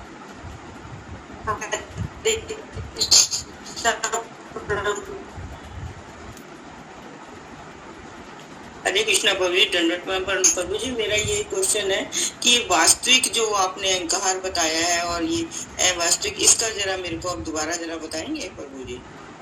कौन सी बात आपको समझ में नहीं आई, बताइए। प्रभु जी, ये 27 नंबर श्लोक में जो वास्तविक अहंकार है और अवास्तविक, ये दोनों एक बार बता दीजिए। कौन बोल रहा है? अशोक कृष्णार्ती माता जी। माता जी, वास्तविक होता है जेन्युइन। वास्तविक अहंकार भगवान का है कि मैं संपूर्ण सत्ता का स्वामी हूँ, अहम सर्वस्व प्रभु, सब कुछ मेरे से ही उद्भूत होता है। वो वास्तविक अहंकार है। भगवान ने भगवद गीता में जगह जगह मई, अहम शब्द का इस्तेमाल किया है, वो वास्तविक अहंकार है। पर अगर हम, अवास्तविक अहंकार का मतलब है हम अहंकार करते हैं कि जीव जो है भौतिक सृष्टि से प्राप्त शरीर को अपना मान लेता है और ये कहता है कि मैं शरीर हूँ और शरीर मेरा है, और उसका स्वामित्व का दावा करता है कि मैं इसका स्वामी हूँ। तो ये अवास्तविक फॉल्स ईगो है, ये इसको अवास्तविक अहंकार कहते हैं। स्वामी भगवान है, बस इसको स्वीकार करें। और अवास्तविक प्रभु जी? अवास्तविक मतलब है जो कि फॉल्स है। फॉल्स ईगो को अवास्तविक कहते हैं, फॉल्स ईगो, और ट्रू ईगो को वास्तविक कहते हैं। ठीक है प्रभु, धन्यवाद प्रभु जी, धन्यवाद प्रणाम। प्रभु जी, ट्रू ईगो तो भगवान की है और फॉल्स ईगो हमारी है। फॉल्स ईगो हमारी है जी, और ट्रू ईगो भगवान की है जी। प्रभु जी, बाकी ग्रुप्स में मैसेज नहीं जा रहा आपके लेक्चर का, पता नहीं क्या दिक्कत है। सिर्फ read Bhagavad Gita at home सिर्फ उसमें आ रहा है, बाकी सब में नहीं आ रहा है। प्रभु जी देखिए, ऐसा है कि मैं आपसे एक रिक्वेस्ट करता हूँ, थोड़ी सी। मैंने जैसे बताया कि मेरी डिस्क क्रैश कर गई थी, तो मैं तो डिस्क के थ्रू ही मैसेज देता हूँ, मैं मोबाइल यूज़ नहीं करता। तो डिस्क में जो है जो मेरे प्रोग्राम्स दिखाई देते हैं उसमें मैं मैसेज डाल देता हूँ सब में। तो अब मैं ये कोशिश करूँगा, थोड़ा सा मेरे साथ एक्चुअली क्या है कि I am alone over here, nobody is near me, कि मेरा मोबाइल लेके कुछ काम कर दे, तो मैं अकेला ही हूँ। तो मैं कार्य करूँगा, I will add other people's numbers also in groups. और जो अभी ग्रुप्स हैं इसमें भी जो एक आपका ग्रुप चल रहा है उसमें आप जो और जिसको ऐड करना चाहते हैं कर लीजिए। आपके ग्रुप के जो कुछ लोग हैं जो मेरे ग्रुप्स में आ रहे हैं, जिसको मैंने रीड होम में डाल रखा है या गीता लेक्चर्स में डाल रखा है या पानीपत गुरुग्राम ग्रुप में डाल रखा है, उसमें से आप एक रिक्वेस्ट भेज दीजिएगा कि हमारे ये नाम वहाँ से डिलीट कर दिए जाएँ। तो आपके ग्रुप में मैसेज सबको आएगा, you will get the messages in your groups. उनको डुप्लीकेट मैसेज नहीं आएगा, दो मैसेज नहीं आएंगे। अभी क्या है कि मेरे जो डाले थे मैंने, कभी इस ग्रुप में हो गए, मुझे खुद भी नहीं याद रहता कितने ग्रुप्स में डाल दिए हैं। किसी को 4 ग्रुप से मैसेज आ रहा है, किसी को 3 ग्रुप से आ रहा है, किसी को 2 से आ रहा है, किसी को नहीं आ रहा। ये भी समस्या चल रही है क्योंकि एक ग्रुप उसमें से डिलीट हो गया है। अब मुझे सारे ग्रुप्स के मेंबर्स जो हैं उनको ट्रीट करना है। तो एक तो जिनके पास मैसेज नहीं आ रहा है उनका मुझे फ़ोन नंबर और उनका मुझे नाम लिख के भेज दीजिए। मैं 2 ही ग्रुप रखूँगा। एक मेरा गीता ग्रुप चल रहा है अभी, वो मैं उसको देखता हूँ उसको कैसे मैनेज करना है, उसमें कितने लोग हैं, I will share with you.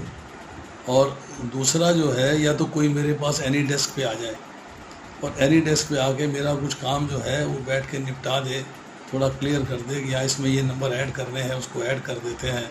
मैं मोबाइल से ऐड करता जाता हूँ, एनी डेस्क पे देखता रहे और मुझे गाइड करता रहे और मैं उसके नंबर्स जो है उनके ऐड कर दूँगा। तो थोड़ा सा मेरे को कोई एक्सपर्ट चाहिए जो इसमें काम कर सके, मेरे साथ एनी डेस्क पे बैठ के वॉच करे एंड वॉच करके मुझे गाइड करे कि ये नंबर और चाहिए, नंबर यहाँ है, यहाँ नहीं, यहाँ से निकालो, वहाँ डालो। ये थोड़ा सा हफ्ते 10 दिन का काम है। जिनको मैसेज नहीं जा रहे हैं, अगर आपके पास उनके फ़ोन नंबर्स हैं तो आप मैसेज फॉरवर्ड कर दीजिएगा।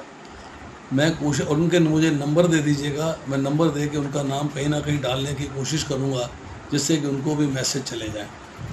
मैं जो ग्रुप मैंने क्रिएट किया हुआ है एक, उसी ग्रुप में मैं उनको उसी में डालूँगा ताकि उसमें मैं रेगुलर मैसेज डालता हूँ, उसमें चले जाए, सारे के सारे चले जाए।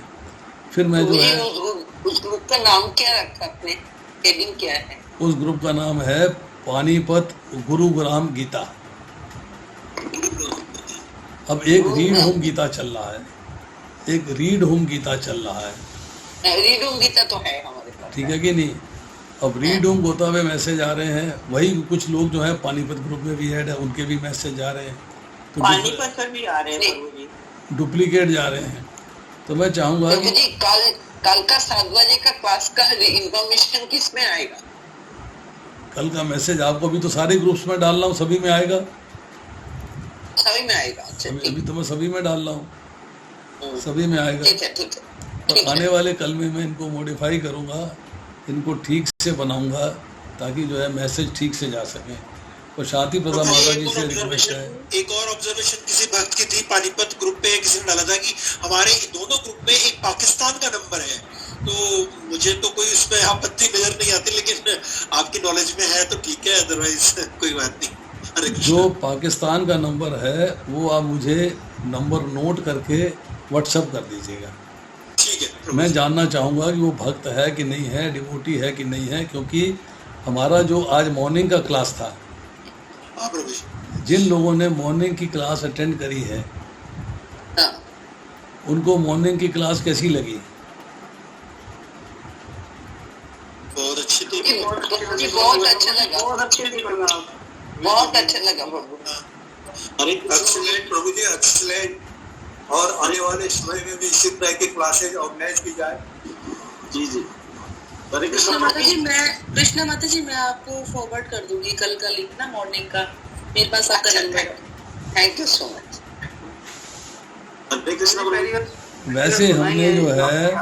वैसे हमने जो आज सवेरे क्लास करी थी उसका लिंक जो है ग्रुप में डाल दिया हुआ है, सबको फॉरवर्ड कर दिया, किसी ने देखा नहीं। पता है, वो मिल गया, किसी ने देखा नहीं है।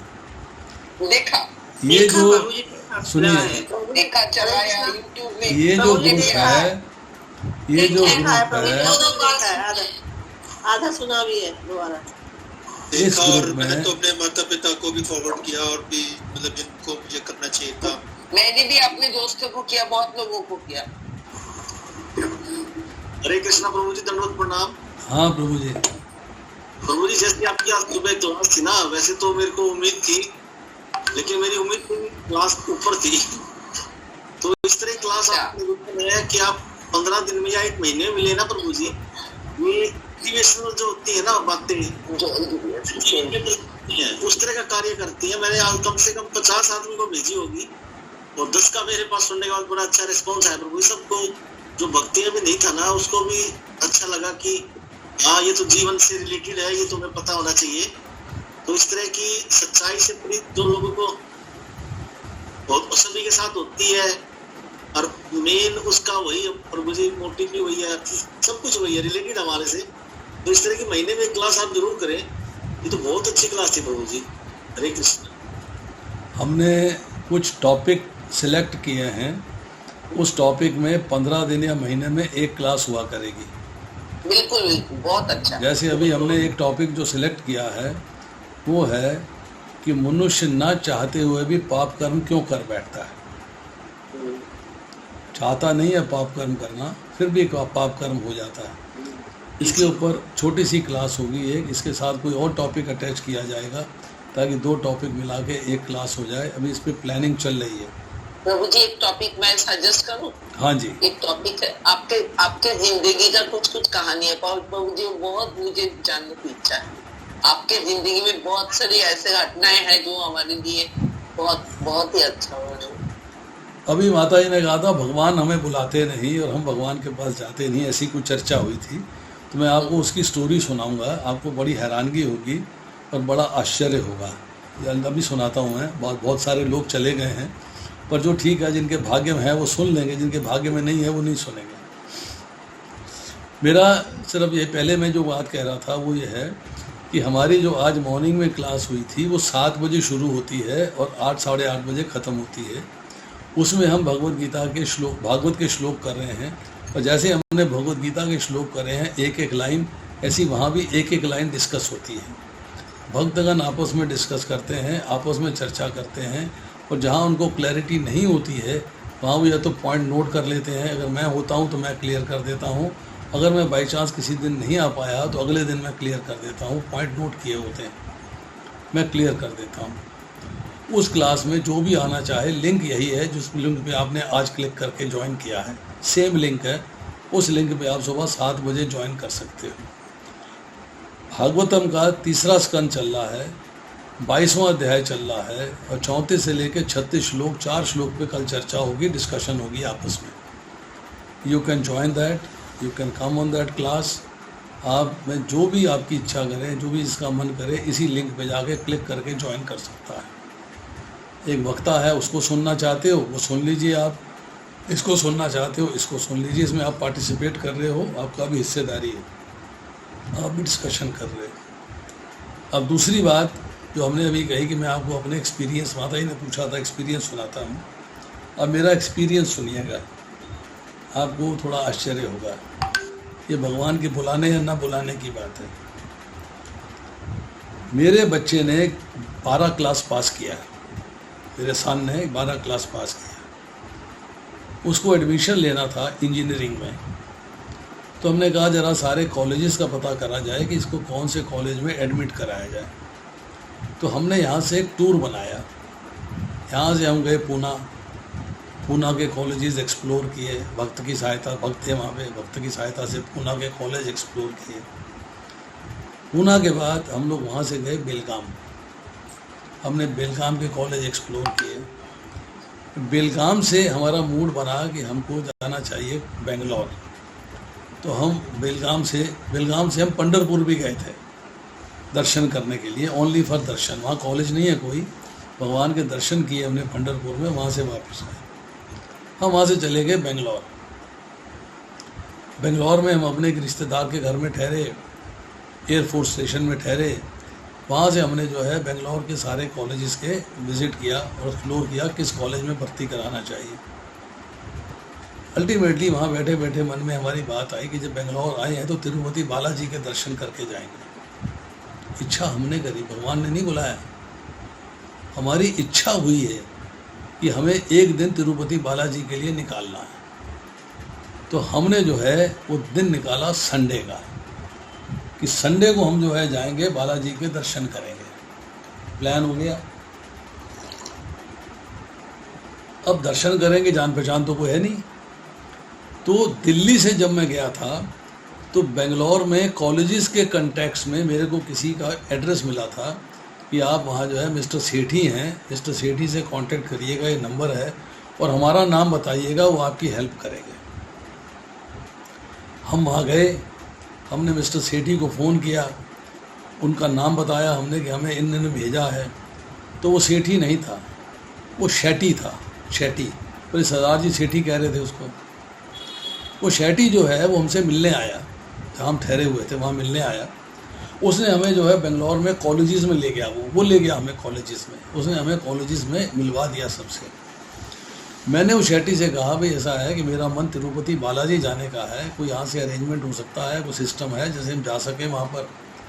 वो कहता है कि मैं आपको बंदे का नंबर देता हूँ, उसका नंबर लीजिए एंड मैं उसको फ़ोन कर देता हूँ, आपका अरेंजमेंट करके रखेगा, आपको एक VIP दर्शन हो जाएंगे। इससे बढ़िया और क्या बात हो सकती है। थिंग्स आर डन, VIP दर्शन हो जाएं, बेंगलोर में बैठे हो जाएं। हमने इच्छा प्रकट करी, हमने इच्छा प्रकट करी कि हमें दर्शन हो जाए, भगवान ने VIP दर्शन का जुगाड़ कर दिया। हमने कहा ठीक है, हमको उसने नंबर दे दिया।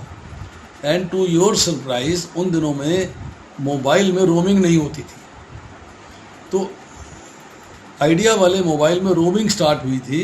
तो मैंने जाने से पहले आइडिया का मोबाइल मतलब नंबर सिम खरीदा रोमाइल के साथ कि उसमें रोमिंग हो जाए, और उस नंबर को लेके मैं बेंगलोर गया था, इधर पूरे ट्रिप में गया था। हम वहाँ पहुँच गए जी, उसका उसने नाम बता दिया और उसका मेरे से बोला ये फ़ोन नंबर है, उससे बात कर लेना, आपको दर्शन करा देगा। हम टैक्सी करके सवेरे 11:30 बजे हम जो है संडे को 11:30 बजे हम पहुंच गए तिरुपति बालाजी के दर्शन करने के लिए।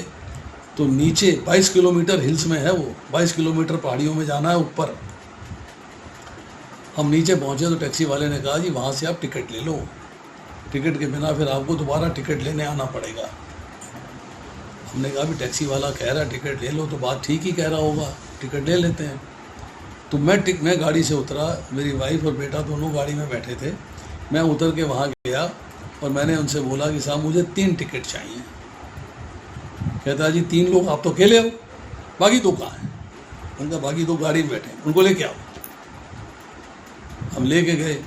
कहता 40 का चाहिए, 50 का चाहिए कि 60 का चाहिए? मैंने कहा अभी तो 60 का टिकट दे दे। उसने 3 टिकट ना दिए, उसने मेरे हाथ में एक बैंड लगा दिया, एक बैंड वाइफ के हाथ में लगा दिया, एक बैंड बेटे के हाथ में लगा दिया। उस पर लिखा था कि आपके दर्शन का टाइम ट्यूसडे सुबह 7:15 बजे है। हम तो माथा पकड़ के बैठ गए, भैया VIP दर्शन हो रहे हैं सवेरे 7:15 बजे, मंगलवार को दर्शन करने हैं, इतवार है, 2 दिन हम कहाँ रहेंगे? हम तो कपड़े भी नहीं लाए, एक धोती कुर्ता लाए बस।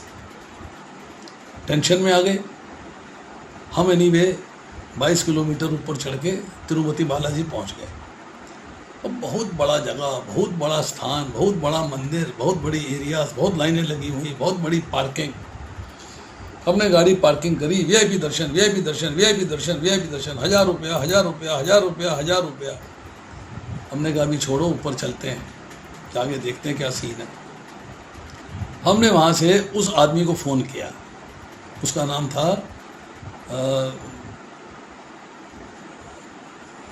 I'm forgetting his name। हाँ, हमने उसको फ़ोन किया। शेट्टी बोला था प्रभु जी आपने? तेलुगु में नाम था उसका, नाम मुझे भूल रहा उसका इस वक्त, अभी आ जाएगा याद बात करते करते। हमने उसको फ़ोन किया, उसने फ़ोन उसकी बीवी ने उठा। हमने पहले जाके पता किया विजया बैंक में, जहाँ वो सर्विस करता था। विजया बैंक वाले बोलते हैं जी वो रिटायर हो चुका है, अब यहाँ नहीं है, यहाँ नहीं मिलेगा अब। टेंशन में आ गए। हमने उसके फ़ोन पे फ़ोन किया तो उसकी वाइफ बोली तिरुमला, तिरुमला। हमने 3 बार उससे पूछा, तीनों बार तिरुमला बोला। उसको मेरी बात नहीं समझ में आ रही थी, मुझे उसकी बात नहीं समझ में आई। मैंने कहा तिरुमला क्या होता है भाई? उसकी वाइफ तिरुमला करे जा रही है, क्या होता है हमें समझ में नहीं आया। हमने देखा कि विजया बैंक के पास जो है एक लंबी लाइन लगी हुई है टिकट लेने के लिए, 100 रुपये का टिकट है और एक बड़ा सा प्रिंटेड टिकट मिल रहा है, कंप्यूटराइज प्रिंट है, हमें टिकट मिल रहा है बड़ा सा। तो मैंने वाइफ से कहा, मैंने कहा यहाँ से टिकट लेने का प्रयास करते हैं, 60 वाली टिकट को छोड़ो, वो पैसे गए 100 वाला टिकट को। तो हमारी वाइफ जो है लाइन में लेडीज़ के साथ थोड़ा सा फंस के खड़ी हो गई। 10-1 मिनट बीते, 5-4 लोगों के पास आगे गई, लोगों ने शोर डाल दिया, तेलुगु में शोर डल गया, तेलुगु पुलिस वाला आया, हमारी मैडम को बाहर निकाल दिया उसने। हम दूर खड़े थे, बाप बेटा दोनों फंस गए। बहुत लंबी लाइन है, कब नंबर आएगा, कब देखेंगे, कब दर्शन करेंगे, कब जाएंगे, बड़ी टेंशन है। थोड़ी देर के बाद हमारी वाइफ फिर खड़ी हो गई, थोड़ा पीछे हटके खिसके खड़ी हो गई, फिर शोर डाला, फिर निकाल दिया गया। अब मैंने कहा भैया देखो ऐसा है, यहाँ तो टिकट मिलेगी नहीं, तुम यहाँ से चलो, वो वीआईपी दर्शन करा रहा था गाड़ी वाला, या तो उससे वीआईपी दर्शन का टिकट लेते हैं, ये तिरुमला कर रही है। 2 बार मैंने फ़ोन कर दिया है, दोनों बार तिरुमला हो रहा है, मेरी समझ में आ नहीं रहा, इसको छोड़ो। वो आदमी गया, सर्विस बेकार हो गई, और नीचे चलो 1000 रुपये का टिकट लो, तीनों लोग दर्शन करो, निकल चलो यहाँ से, निकल चलते हैं। हम वापस अपना गाड़ी के पास पहुँच गए। वहाँ जाके हमारे मन में आया ये दर्शन जो है हम यहाँ से वीआईपी नहीं करेंगे, 1000 रुपया नहीं देंगे, we will see, wait and watch. मंगलवार के दर्शन तो है ही हैं, टिकट मिली हुई है, इस्कॉन टेम्पल चलते हैं, वहाँ गेस्ट हाउस लेते हैं, वहाँ जाके रहते हैं एक दिन, और अपना अगले दिन दर्शन करने आ जाएंगे। वहाँ लोकल पद्मावती टेम्पल है, 1-2 टेम्पल्स और हैं, वहाँ दर्शन करेंगे और वहाँ आ जाएंगे। उस आदमी का नाम था श्रीनिवास रेड्डी। अब हम जो है सारा प्लान करके फिर ऊपर गए। हमने कहा 100 रुपये की टिकट ले ली जाए, लाइन लंबी हो गई थी। तो एक आदमी कंप्यूटराइज प्रिंट करके निकला था, तो मैंने उसको, नॉर्थ इंडियन लग रहा था वो, तो मैंने उससे पूछा, तो कहने लगा जी ऐसा है कि हस्बैंड वाइफ दोनों का अंगूठा लगेगा, बच्चा साथ में होगा, बच्चे का भी अंगूठा लगेगा। अगर अंगूठा आपका ऊपर स्कैन में आया तो आपको अंदर जाने की परमिशन है, वरना आपको रोक दिया जाएगा। एक और समस्या खड़ी होगी, तीनों लाइन में लगे, एक लाइन में लगी थी, तीनों लाइन में लगे, बड़ा टाइम लग जाएगा, कैसे मैनेज किया जाएगा, how will you do it. हमने कहा छोड़ो, गेस्ट हाउस चलो। हम आ गए जी वहाँ से इस्कॉन टेम्पल, 22 किलोमीटर नीचे। इस्कॉन टेम्पल गए, गेस्ट हाउस मांगा, उन्होंने कहा जी हमारे गेस्ट हाउस में रिपेयर वर्क चल रहा है, आप चल के देख लीजिए, हम आपको रूम नहीं दे सकते। ना भैया हम तो ऐसे फंस गए हैं, तिरुपति बालाजी जाना है, आज आए हैं, मंगलवार का टाइम मिला है, एक दिन हम कहाँ बिताएंगे, आज रात भी रहना है, कल रात भी रहना है, कहाँ बिताएंगे। कहता जी मैं आपको ज्योति लॉज में ठहरा देता हूँ, ज्योति लॉज में चले जाइए, वहाँ रुक जाइए, आपका 500 रुपया किराया है, आपसे 400 रुपया लेगा इस्कॉन का होने के नाते, और 2 दिन आप वहाँ रुक जाइए, कमरा ले लीजिए। हमने कहा दिलवा दे भाई, रास्ता बता दिया उसने, और ज्योति लॉज में फ़ोन कर दिया। हम लोग ज्योति लॉज में जाके कमरा लिया, खोला और बेहोशों की तरह सो गए, क्योंकि 3 बजे उठे हुए थे, 5 बजे टैक्सी में बैठ गए थे, ऊपर थकावट भी हो गई थी, श्रीनिवास रेड्डी मिला नहीं, हम सो गए। अब मंगलवार को भगवान के दर्शन करेंगे, 2 दिन के लिए कमरे में रहना।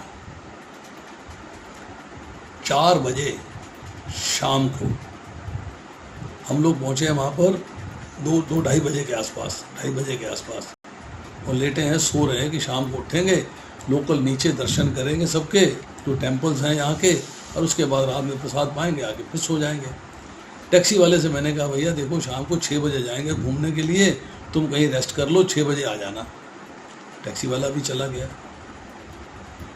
हमको 4 बजे एक दरवाजे पे खटखटाहट हुई, 4 o'clock। मैं उठा, खोला, एक सांवले रंग का लड़का, 14 बरस का, 16 बरस का होगा, 15-16 साल का होगा, वो बाहर खड़ा है। प्रभु जी आपका फ़ोन है। मैंने कहा मेरा फ़ोन तो मेरे पास है, मेरे जेब में रखा हुआ है। कहता नहीं आपका नीचे रिसेप्शन पे फ़ोन है। मैंने कहा यहाँ मैं ना किसी को जानूँ, ना किसी को पहचानूँ, ना मेरी कोई जान पहचान, ना मेरा कोई लिंक, ना मेरा कोई लेना, ना मेरा देना। पहली बार मैं तिरुपति आया हूँ, पहली बार ज्योति लॉज में आया हूँ, मेरा फ़ोन कैसे हो सकता है? आप चलिए, आपका फ़ोन है, अब वहाँ जाकर सुन लीजिए। मैं नीचे गया, मैंने फ़ोन उठाया, श्रीनिवास रेड्डी बोलता हूँ। मैंने कहा श्रीनिवास रेड्डी कहाँ से प्रकट हो गया? वो भी लैंडलाइन पे, वो भी ज्योति लॉज में। 5 बजे आपके दर्शन का टाइम है, तुरंत आ जाइए आप, मैं यहाँ आपको मिलूँगा। उसने लोकेशन दे दी, 5 बजे का टाइम बता दिया। मैंने भैया मैं 5 बजे कहाँ, 4 बजे तो उठे सोए नहाए धोएंगे, 5 तो यहीं बज जाएंगे। पौने घंटे 1 घंटे की ड्राइव है, 6 बजे पहुँचेंगे वहाँ। बट एनीवे, मैंने श्रीनिवास रेड्डी से कहा ठीक है मैं आ रहा हूँ। फटाफट कमरे में पहुंचा, वाइफ को जगाया, बच्चे को जगाया, फटाफट नहाते धोते करते, कपड़े कपड़े बदलते, धोती कुर्ता तिलक विलक सब लगा के हम लोग वहाँ से, अब टैक्सी वाला नहीं है, टैक्सी वाला 6 बजे आएगा। तो उस लड़के से मैंने, जब मैं फ़ोन सुनने गया था, मैंने कहा देखो सामने टैक्सी खड़ी है सिल्वर कलर की, अगर तू उसको बुला सकता है तो देखो हमारा टैक्सी वाला हमें बेंगलोर से लेके आया क्या, जा सकता है वहाँ तक? कहता है चला जाऊँगा। तो गया भागता हुआ और टैक्सी आके खड़ी हो गई। अब हम 5 बजे टैक्सी में पहुँचे, पौने 6 बजे हम ऊपर मंदिर में थे। श्रीनिवास रेड्डी हमको मिल गया। वो हमको सहस्त्र अलंकार 1000 दीपक जलते हैं झूले पे, झूला बना हुआ है भगवान का। अभी तक भगवान उस पर आए नहीं थे। उत्सव मूर्ति जो है भगवान की, हाथी पे सवार होके दर्शन करते हुए, खूब मृदंग करताल ये वो ढोलक वोलक बहुत सारे शंख वंश बहुत बज रहे हैं। उसके साथ हमारे सामने से निकली, हमको उन्होंने वीआईपी स्पॉट पे बिठा दिया। अब वीआईपी स्पॉट पे बैठे, मूर्ति हमारे सामने से निकली, वहाँ जाके झूले पे झूला झुलाया जा रहा है भगवान का। हम उनके दर्शन कर रहे हैं। हमको जो है उसने, पुजारी ने वहाँ पे बुलाया, आपका वीआईपी दर्शन है। उसने हमें एक, हमारी वाइफ के लिए ब्लाउज़ का कपड़ा दिया, एक नारियल दिया और कुछ मिठाई दी कि दिस इज़ फॉर यू। हमने वो लिया, थैले में डाला अपने। और अब श्रीनिवास रेड्डी हमसे कहता है कि अभी एरिया यहाँ पे जितना इनको काम करना था वो समाप्त हो गया है, 7 बज गए हैं, अब आप जो है दर्शन करने के लिए चलिए। हम लाइन में अब दर्शन करने जा रहे हैं, वीआईपी दर्शन करने के लिए। 3 आदमी ऐसे थे जिन्होंने, जब हम कार पार्किंग में गए थे, हमारे सामने वीआईपी टिकट लिया था। वो ऊपर झगड़ा हो रहा था, वो अपना टिकट दिखा रहे हैं, वो अंदर नहीं जाने दे रहा। तो हमने श्रीनिवास रेड्डी से पूछा कि यहाँ झगड़ा क्या है भाई, अंदर क्यों नहीं जाने दे रहे? इसके बाद टिकट है 1000 रुपये का। कहता है जी मैंने आपका टिकट खरीदा है तो मेरा अंगूठा स्कैन हुआ है, अगर मैं वहाँ स्कैन कराऊंगा तो मेरे साथ आप जा सकते हो, अगर मैं नहीं हूँगा तो आप नहीं जा सकते, टिकट इज़ यूजलेस, पहले स्कैनिंग ज़रूरी है। हमने कहा बच गए भैया, जान बची। इसने स्कैनिंग करा रखी है, उसने अपना अंगूठा हमारे सामने लगाया, उन्होंने परमिशन दी, स्टैंप लगी, तब हमको अंदर किया। अंदर जाने के लिए फिर आगे जाके 2 क्यूज, जनरल क्यू और हमारी क्यू 1 हो जाती है। हम उस 1 क्यू में थोड़ा सा 50 गज का आसपास डिस्टेंस होगा, गए भगवान के आगे। अब तिरुपति बालाजी विराजमान है, हम फट से दंडवत करने के लिए लेट गए। दंडवत तो करना है, इस काम में यही सिखाया गया है। एक पुलिस वाले ने हमको पीछे कॉलर से पकड़ा और खड़ा कर दिया, आउट। मैंने कहा भाई दर्शन तो करने दो। बोला ओनली 2 सेकेंड्स, आउट। अब मैं खड़ा होकर हाथ जोड़े दर्शन करने की प्रार्थना कर रहा हूँ, दर्शन हो जाए। दंडवत मैंने कर दिया है, मेरी वाइफ दंडवत कर रही है, किसी लेडी पुलिस ने मेरी वाइफ को उठा दिया। No time, have darshan and go. हमने फिर भी लड़ लड़ा के 5 सेकंड ले लिए। उससे जब तक बात करते रहे, कम से कम दर्शन करते रहे। वो हमें फटकारता रहा, डांटता रहा, हम दर्शन करते रहे। दर्शन करके हम बाहर आए। उसने हमें प्रसाद दिलवाया, लड्डू दिलवाया। तिरुपति बालाजी का इतना बड़ा लड्डू था, वो लड्डू दिलवाया। और सब कुछ लेके हम जो बाहर आए तो 7:45 बजे थे। दर्शन हो गए। हमने टैक्सी वाले से बोला भैया 7:45 बजे हैं, क्या तुम हमारे लिए टैक्सी लेके बेंगलोर जा सकते हो या रात में यहाँ रुकना चाहोगे? कहता जी 5 घंटे का काम है, मैं पहुँचा दूंगा आपको, डोंट वरी। ये तो मेरा रोज़ का देखा हुआ एरिया है, मुझे क्या दिक्कत है? आपको दिक्कत हो सकती है, मुझे कोई दिक्कत नहीं है, मैं अभी चलूँगा। फिर हमने श्रीनिवास रेड्डी के साथ 5 मिनट स्पेंड किए। हमने पूछा श्रीनिवास रेड्डी प्रभु आप ये बताओ कि आप वहाँ ज्योति लॉज कैसे पहुँचे? आपको फ़ोन नंबर कहाँ से मिला? आपने हमको कहाँ ढूंढा? अब उसने 1 मिनट की स्टोरी सुनाई। कहता है जी वो जो शेट्टी था, रोहित शेट्टी, उसका मेरे को फ़ोन आया था कि दिल्ली से इस्कॉन से एक डिवोटी आए हुए हैं, वो डिवोटी तिरुपति बालाजी के दर्शन करना चाहते हैं, तो उनको VIP दर्शन करवा दो। तो मैंने उनके लिए बुकिंग कर दी थी। 1000 रुपये की टिकट थी, 5 लोग अलाउड थे। अब 3 लोग थे, चौथा मैं था, 5 एक और आ जाता तब भी अलाउड था। तो मैंने टिकट खरीद रखी थी। अब मेरी जेब से तो पैसा गया हुआ है, तो मुझे चिंता है, कस्टमर नहीं आया तो मेरा 1000 रुपया गया। मैंने कहा ठीक। कहता है जब मैं अपने घर से चला हूँ तो ये तिरुमला हिल्स हैं, इन हिल्स का नाम है तिरुमला। मैंने उससे बोला तेरी वाइफ तिरुमला करती थी। कहता है हिल्स का नाम है तिरुमला, और तिरुमला हिल्स पे तिरुपति बालाजी विराजमान है। तब मेरी बात समझ में आई कि बीवी क्या कह रही थी। कहता है मैं सुबह से यहाँ आया हुआ था, मैं आपके लिए कमरे का अरेंजमेंट कर रहा था कि जिसको आपको कमरा मिल जाए, आप वहाँ रेस्ट कर सको और दर्शन कर सको। पर वो कमरे का अरेंजमेंट मैंने कर लिया। उसके बाद मेरी वाइफ से मेरी बात हुई। मेरी वाइफ ने कहा कोई डिवोटी दिल्ली से आया हुआ तुम्हें ढूंढ रहा है। मैं आपको कहाँ ढूंढूँ, आप मुझे मिलोगे नहीं। मैं परेशान हो गया। फिर मैंने, उसने बोला था कि इस्कॉन गए हुए हैं, इस्कॉन के डिवोटी। फिर मैं इस्कॉन गया, मैं इस्कॉन को फ़ोन किया। इस्कॉन से मेरे को वहाँ से बताया कि हमने उन्हें ज्योति लॉज में ठहराया। तो मैंने ज्योति लॉज का नंबर लिया, फिर मैंने ज्योति लॉज फ़ोन करके आपको बुलाया। ये भगवान बुलाते हैं ऐसे। इच्छा मेरी है, इच्छा भगवान की नहीं है। ये बात मैं एम्फेसाइज करना चाहता हूँ। जिसका प्रश्न था उसको आंसर मिलेगा इससे। इच्छा मेरी है कि भगवान मेरे को इच्छा नहीं करते कि तू आ जा। इच्छा मुझे प्रकट करी है, मैं भगवान के धाम जाना चाहता हूँ, मैं भगवान के धाम गया हूँ। अब भगवान अपने धाम में मेरे को दर्शन देने के लिए अरेंजमेंट्स करते हैं। डिफ़िकल्टीज़ हैं, परेशानियाँ हैं, उसको हल करने के लिए भगवान ने जुगाड़ किया और वो बंदे ने मुझे ढूंढा। मैंने उसको 1000 रुपया 3 आदमियों के दर्शन करने के 3000 रुपये दिए।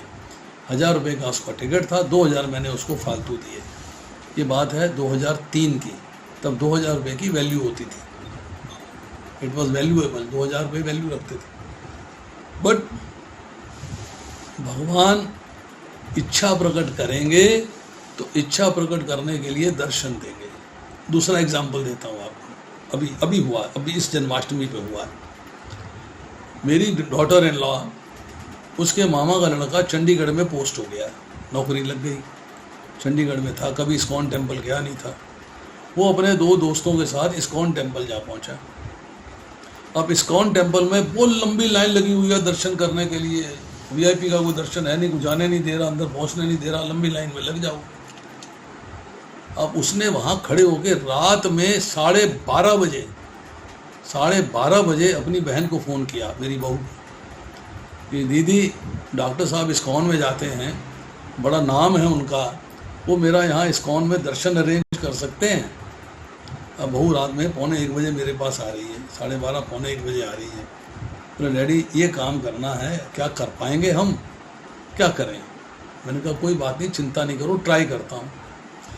मैंने रात में जिन भक्तों को मैं जानता था जो इस्कॉन चंडीगढ़ में हैं उनको फ़ोन किया, 1 को, 2 को, तीसरे को। अल्टीमेटली उस लड़के को उन्होंने पिक किया है वहाँ से। तीनों लड़कों को VIP दर्शन करा के 15 मिनट में फ्री करके भेज दिया। उस लड़के का 1:30 बजे 1:15 बजे थैंक्स का मैसेज आ गया दीदी को, अपनी सिस्टर को, कि दीदी दर्शन हुए हैं, VIP दर्शन हुए हैं, VIP रूट से गए थे, प्रभु जी मिल गए थे, हमें उन्होंने सर्च किया है, फ़ोन पे मैंने फ़ोन आपने ट्रांसफ़र कर दिए थे, नंबर शेयर कर दिए थे, हमें दर्शन हुए, बढ़िया, अब हम रात को घर जा रहे हैं। इच्छा आपने प्रकट करी है, आप इच्छा प्रकट करके मंदिर में गए हैं, आप इच्छा को लेके मंदिर में दर्शन करने के लिए गए हैं, दर्शन नहीं हो पा रहे हैं, आपने उसके लिए भगवान से प्रार्थना करी है। मैं उनके मन में मैं आ गया और मैंने से अरेंजमेंट हो गया, सारा अरेंजमेंट हो गया, लड़का आधे घंटे में दर्शन करके बाहर निकल गया। ये भगवान कृपा करते हैं, आप इच्छा करते हो। अब भगवान कभी इच्छा नहीं करते।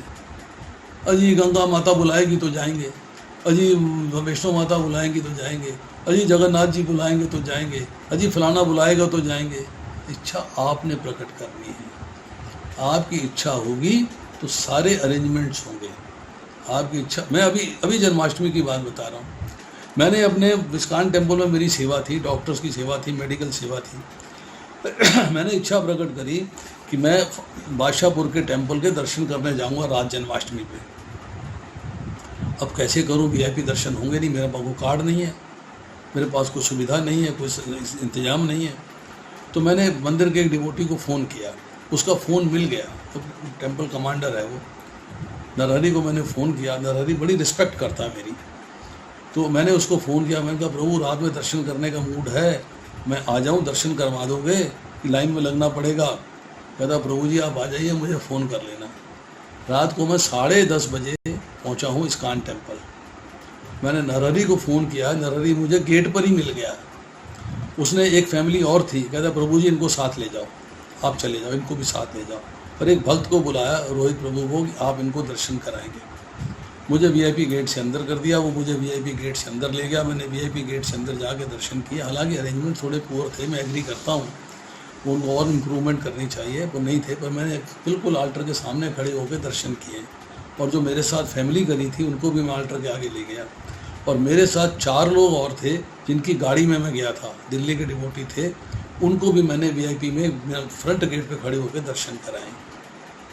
अब दर्शन कराने के बाद मैं गया हूँ नीचे जाके मैंने आरती करी है, फिर अभिषेक किया है। वहाँ नमिता माता जी मिली, इनके रिलेटिव्स थे वहाँ पे, वहाँ आरती करी है सारे। मैंने इच्छा प्रकट करी, मेरी इच्छा पे अरेंजमेंट्स हुए।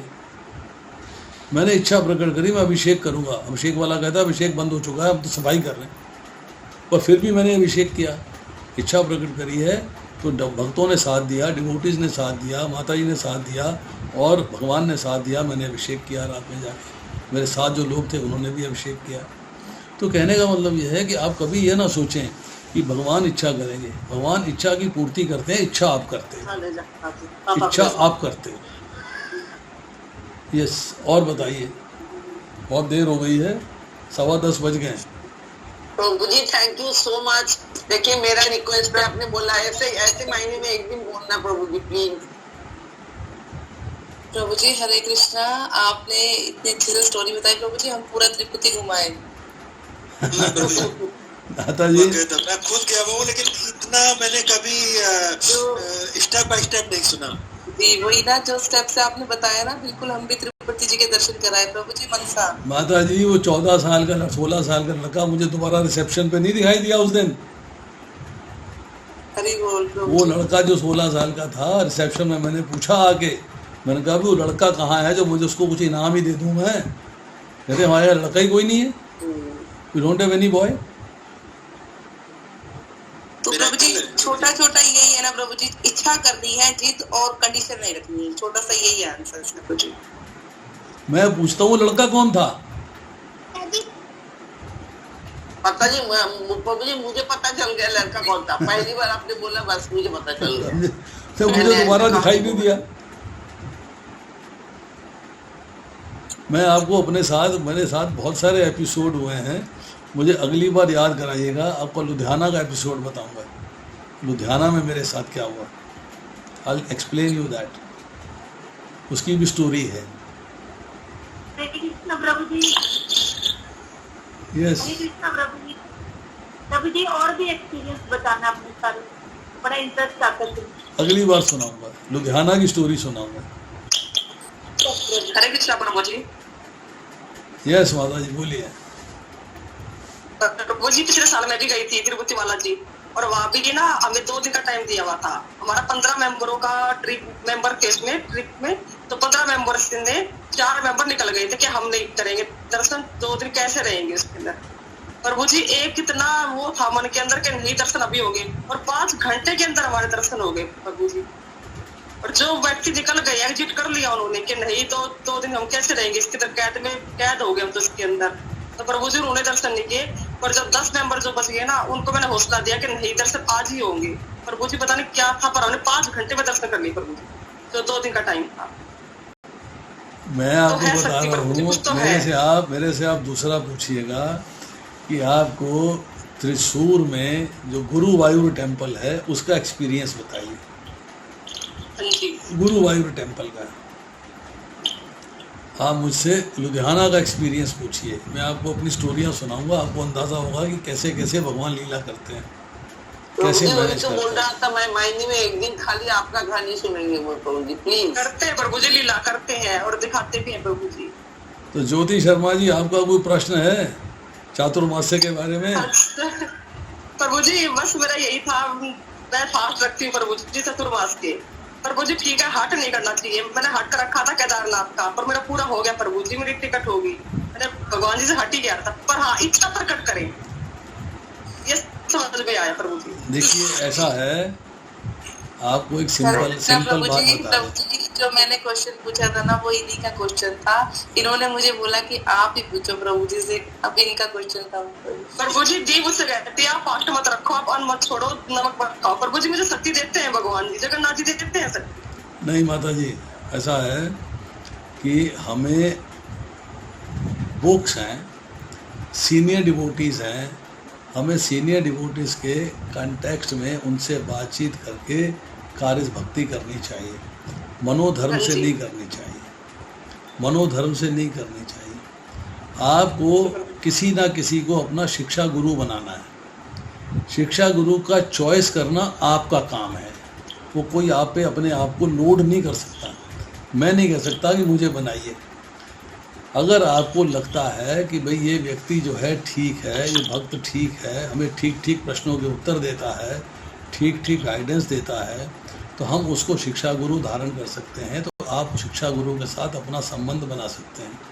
आप एक लाइन लिख के सकते हैं व्हाट्सएप पे कि मैं आपको शिक्षा गुरु स्वीकार करता हूँ या करती हूँ, और मैं आपसे पर्सनली फ़ोन पर भी बात करना चाहूँगा या चाहूँगी। तो चर्चा हो जाती है, फ़ोन पे बात हो जाती है, डिस्कशन हो जाती है, आपके प्रश्नों के उत्तर मिल जाते हैं। कई बार व्यक्ति जो है फोरम में अपनी समस्याएं नहीं डिस्कस कर सकता, फोरम में उसको प्रॉब्लम्स आती है, सबके सामने अपनी प्रॉब्लम्स नहीं डिस्कस कर सकता, तो उसको अपनी प्रॉब्लम्स को पर्सनल लेवल पे डिस्कस करना है। अब पर्सनली मिल नहीं सकता क्योंकि डिस्टेंसेस बहुत हैं, कौन जाएगा कौन आएगा, तो there are 2 ways to discuss. एक है फ़ोन पे हम बात कर सकते हैं। फ़ोन पे हम जो है अपना ये स्वीकार करते हैं, वीडियो कॉल है, वीडियो कॉल कर सकते हैं। नहीं तो हम लोग आपस में मिलके एक क्वेश्चन आंसर्स पर्सनल डिस्कशंस करके जूम पे कर सकते हैं।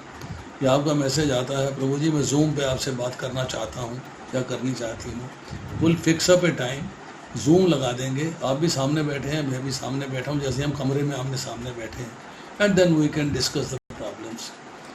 आप भक्ति में, और मैं आपको वीडियो पोस्ट करूँगा तालमेल कैसे बनाना है। मेरे पास बहुत सारे वीडियोज़ हैं जो मेरे लेक्चर्स हैं, उन लेक्चर्स को पोस्ट करूँगा, निकालूंगा उसके लिंक। अभी विनित्रा माता जी कार्य कर रही हैं, वो सारी लिस्ट तैयार कर दें, उसके बाद आपको रेगुलरली रोज़ एक लेक्चर पोस्ट हो जाया करेगा। और अभी तक मेरे पास जो लिंक हैं उसमें मैं आपको कुछ लिंक, जैसे मैंने आज लिंक चातुर्मास्य पे भेजा है, वो चातुर्मास्य का लिंक जो है सारे फोरम्स में आना चाहिए। Everybody should see it and you can forward it further, detail दिया हुआ है। चातुर्मास्य के बाद अब कार्तिक मंथ आ रहा है, कार्तिक का महीना आ रहा है, कुछ समझ लीजिए कि महीने के बाद 20 दिन के बाद इसी कार्तिक का महीना आ रहा है। तो मैं आपको कार्तिक के स्टोरी भेजूंगा, सारी कार्तिक के महीने का लिंक भेजूंगा, आप उसके लेक्चर सुनिएगा। उसमें मेरे लेक्चर कम से कम 3-4, चातुर्मास्य में भी 3-4 लेक्चर हैं, कार्तिक के महीने में भी 3-4 लेक्चर हैं। कोई मैंने अपने घर पे दिया है, कोई मैंने पंचशील में दिया है, कोई मैंने किसी जगह दिया है, कोई किसी जगह दिया है, वो वीडियो बना लेता हूँ मैं और पोस्ट कर देता हूँ। तो कार्तिक मास पे भी लेक्चर है, उसको भी सुनिएगा, that is also worth hearing. तो इस तरह लेक्चर्स हैं, उनको सुनते रहिए। उसके बाद आपको ये अपने मन से स्वीकार करना होगा कि भाई मैं सुनती तो 10 जगह हूँ, पर कंफ्यूज हो जाती, 10 जगह क्यों सुनूँ? Why should hear at 10 places? मुझे कंफ्यूज नहीं होना है। तो आपको मन के अंदर ये बात स्वीकार करनी पड़ेगी कि who is the right person जो मुझे कंफ्यूज नहीं करे और मेरे प्रश्नों के ठीक से उत्तर दे और शास्त्र के अनुसार चले। तो उसको आपको जो है शिक्षा गुरु धारण करना है। बहुत ज़्यादा बाएं दाएं जो है शिक्षा लेके अपने मन को कंफ्यूज नहीं करना है। यूट्यूब तो भरा पड़ा है, हर टेम्पल का हर डिवोटी यूट्यूब पे डाले अपना लेक्चर, पर क्या आपको सारी बात एग्जैक्ट, जैसे मैंने आज सुबह लेक्चर दिया है, आई कैन बोस्ट इट कि आपने ऐसा लेक्चर सुना नहीं होगा पहले। अब मुझे बता दीजिए किसने ऐसा लेक्चर सुना था? नहीं प्रभु जी, नहीं सुना प्रभु जी। अब मुझे बता दीजिए प्रभु जी, नहीं सुना ऐसा लेक्चर पहले। कितना मैंने उसमें एनालिसिस किया है। मैंने उपनिषद पढ़े हैं, मैंने गरुड़ पुराण पढ़ा है, मैंने भगवत गीता से लिया है, मैंने भागवत से लिया है, संहिता भी जिक्र किया। मैंने हर जगह से लेके उसके बाद उसको कंपाइल किया है। कंपाइलेशन आसान है, it's a difficult process, difficult process है। अब उसके ऊपर मैंने आपको सबको लिंक करके दिया। ऐसे लेक्चर आपको और भी आ जा रहे हैं, पितृपक्ष पे बहुतों ने लेक्चर दिया हुआ है, लाख लाख सुनने वाले हैं उनके, पर ऐसा लेक्चर नहीं होगा। वो भगवान के प्रति ऐसा लेक्चर देना पितृपक्ष के अंदर, it is not possible for every devotee. Every devotee अब तक वो पढ़ेगा नहीं, जब तक ज्ञान नहीं प्राप्त करेगा, जब तक सुनेगा नहीं, तब तक वो नहीं दे पाएगा। अभी हमें हफ्ता पहले लेक्चर हुआ है मॉर्निंग में, अभी ई टेम्पल में भी हुआ है, गुड़गांव में भी हुआ, आपने सुन लिया होगा। उस लेक्चर में इस लेक्चर में आपको फ़र्क दिखाई देगा। तो मैं किसी को नहीं कर रहा, आपको सुनिए, आपको सुनना अच्छा लगता है सुनिए, और सुन के कन्फ्यूज़ मत होइए। कन्फ्यूजन को शिक्षा गुरु की हेल्प से दूर करिए कि हमने ये सुना, हमने ये किया। अभी एक लेक्चर मैं सुन रहा था पितृपक्ष पे, एक है श्राद्ध, श्राद्ध में भगवान को भोजन कराना है और पितरों को भोजन कराना है। दूसरा है उससे विचार विमर्श करना है, भगवान की भक्ति करनी है, कथा करनी है, सुनना है, पढ़ना है, इसके बारे में ज्ञान प्राप्त करना है। ये नहीं, आपको पता होना चाहिए कि पितृपक्ष क्यों हो रहा है, डेस्टिनेशन ऑफ सोल क्या है, सोल का मार्ग क्या है, किस मार्ग से कहाँ ट्रेवल करेगी वो, क्या गति है उसकी, ये तो पता नहीं आपको, उसके बारे में आपने चर्चा ही नहीं करी। तो अभी सचिन शर्मा ने कहा, मैंने पढ़ा नहीं मैंने क्या लिखा है उन्होंने, कि वन हैज़ टू प्रभु जी लिखा है, मैं अपना शिक्षा गुरु स्वीकार करता हूँ। मैंने भी लिखा है, उसने भी लिखा है, ज्योति ने भी लिख दिया प्रभु जी। प्रभु जी एक और बात थी कि ऐसे बोलते हैं कि किसी भी धाम में जाने से पहले अपने गुरु की परमिशन लेनी जरूरी है, तो इसमें कितना वो है? परमिशन की बात नहीं होती है। देखिए मैं आपको बताता हूँ, धाम जाने के दो रूल्स हैं। एक रूल है कि धाम को आंखों से ना देख के कानों से देखना होता है। आपको वहाँ जाके दर्शन करने हैं और साथ में आपको कथा सुननी है, ये आपके लिए इम्पोर्टेंट है। अगर आप कथा नहीं सुनते हो तो आपने धाम के दर्शन नहीं किए हैं, you have not understood the things, आपके लिए पिक्चर क्लियर नहीं होगी। अब दूसरा कि आपको धाम जाने के लिए भक्तों के संग जाना चाहिए, अकेले नहीं जाना चाहिए। हमारे साथ समस्या क्या है, जो मैं फील करता हूँ, मैंने नोट करी है, 150 किलोमीटर है वृंदावन, गाड़ी उठाई चल दिए, अकेले चल दिए, पति पत्नी बैठे, बच्चे बैठे, वृंदावन चलो पिकनिक है, दर्शन के दर्शन हो जाएंगे, पिकनिक कराएंगे।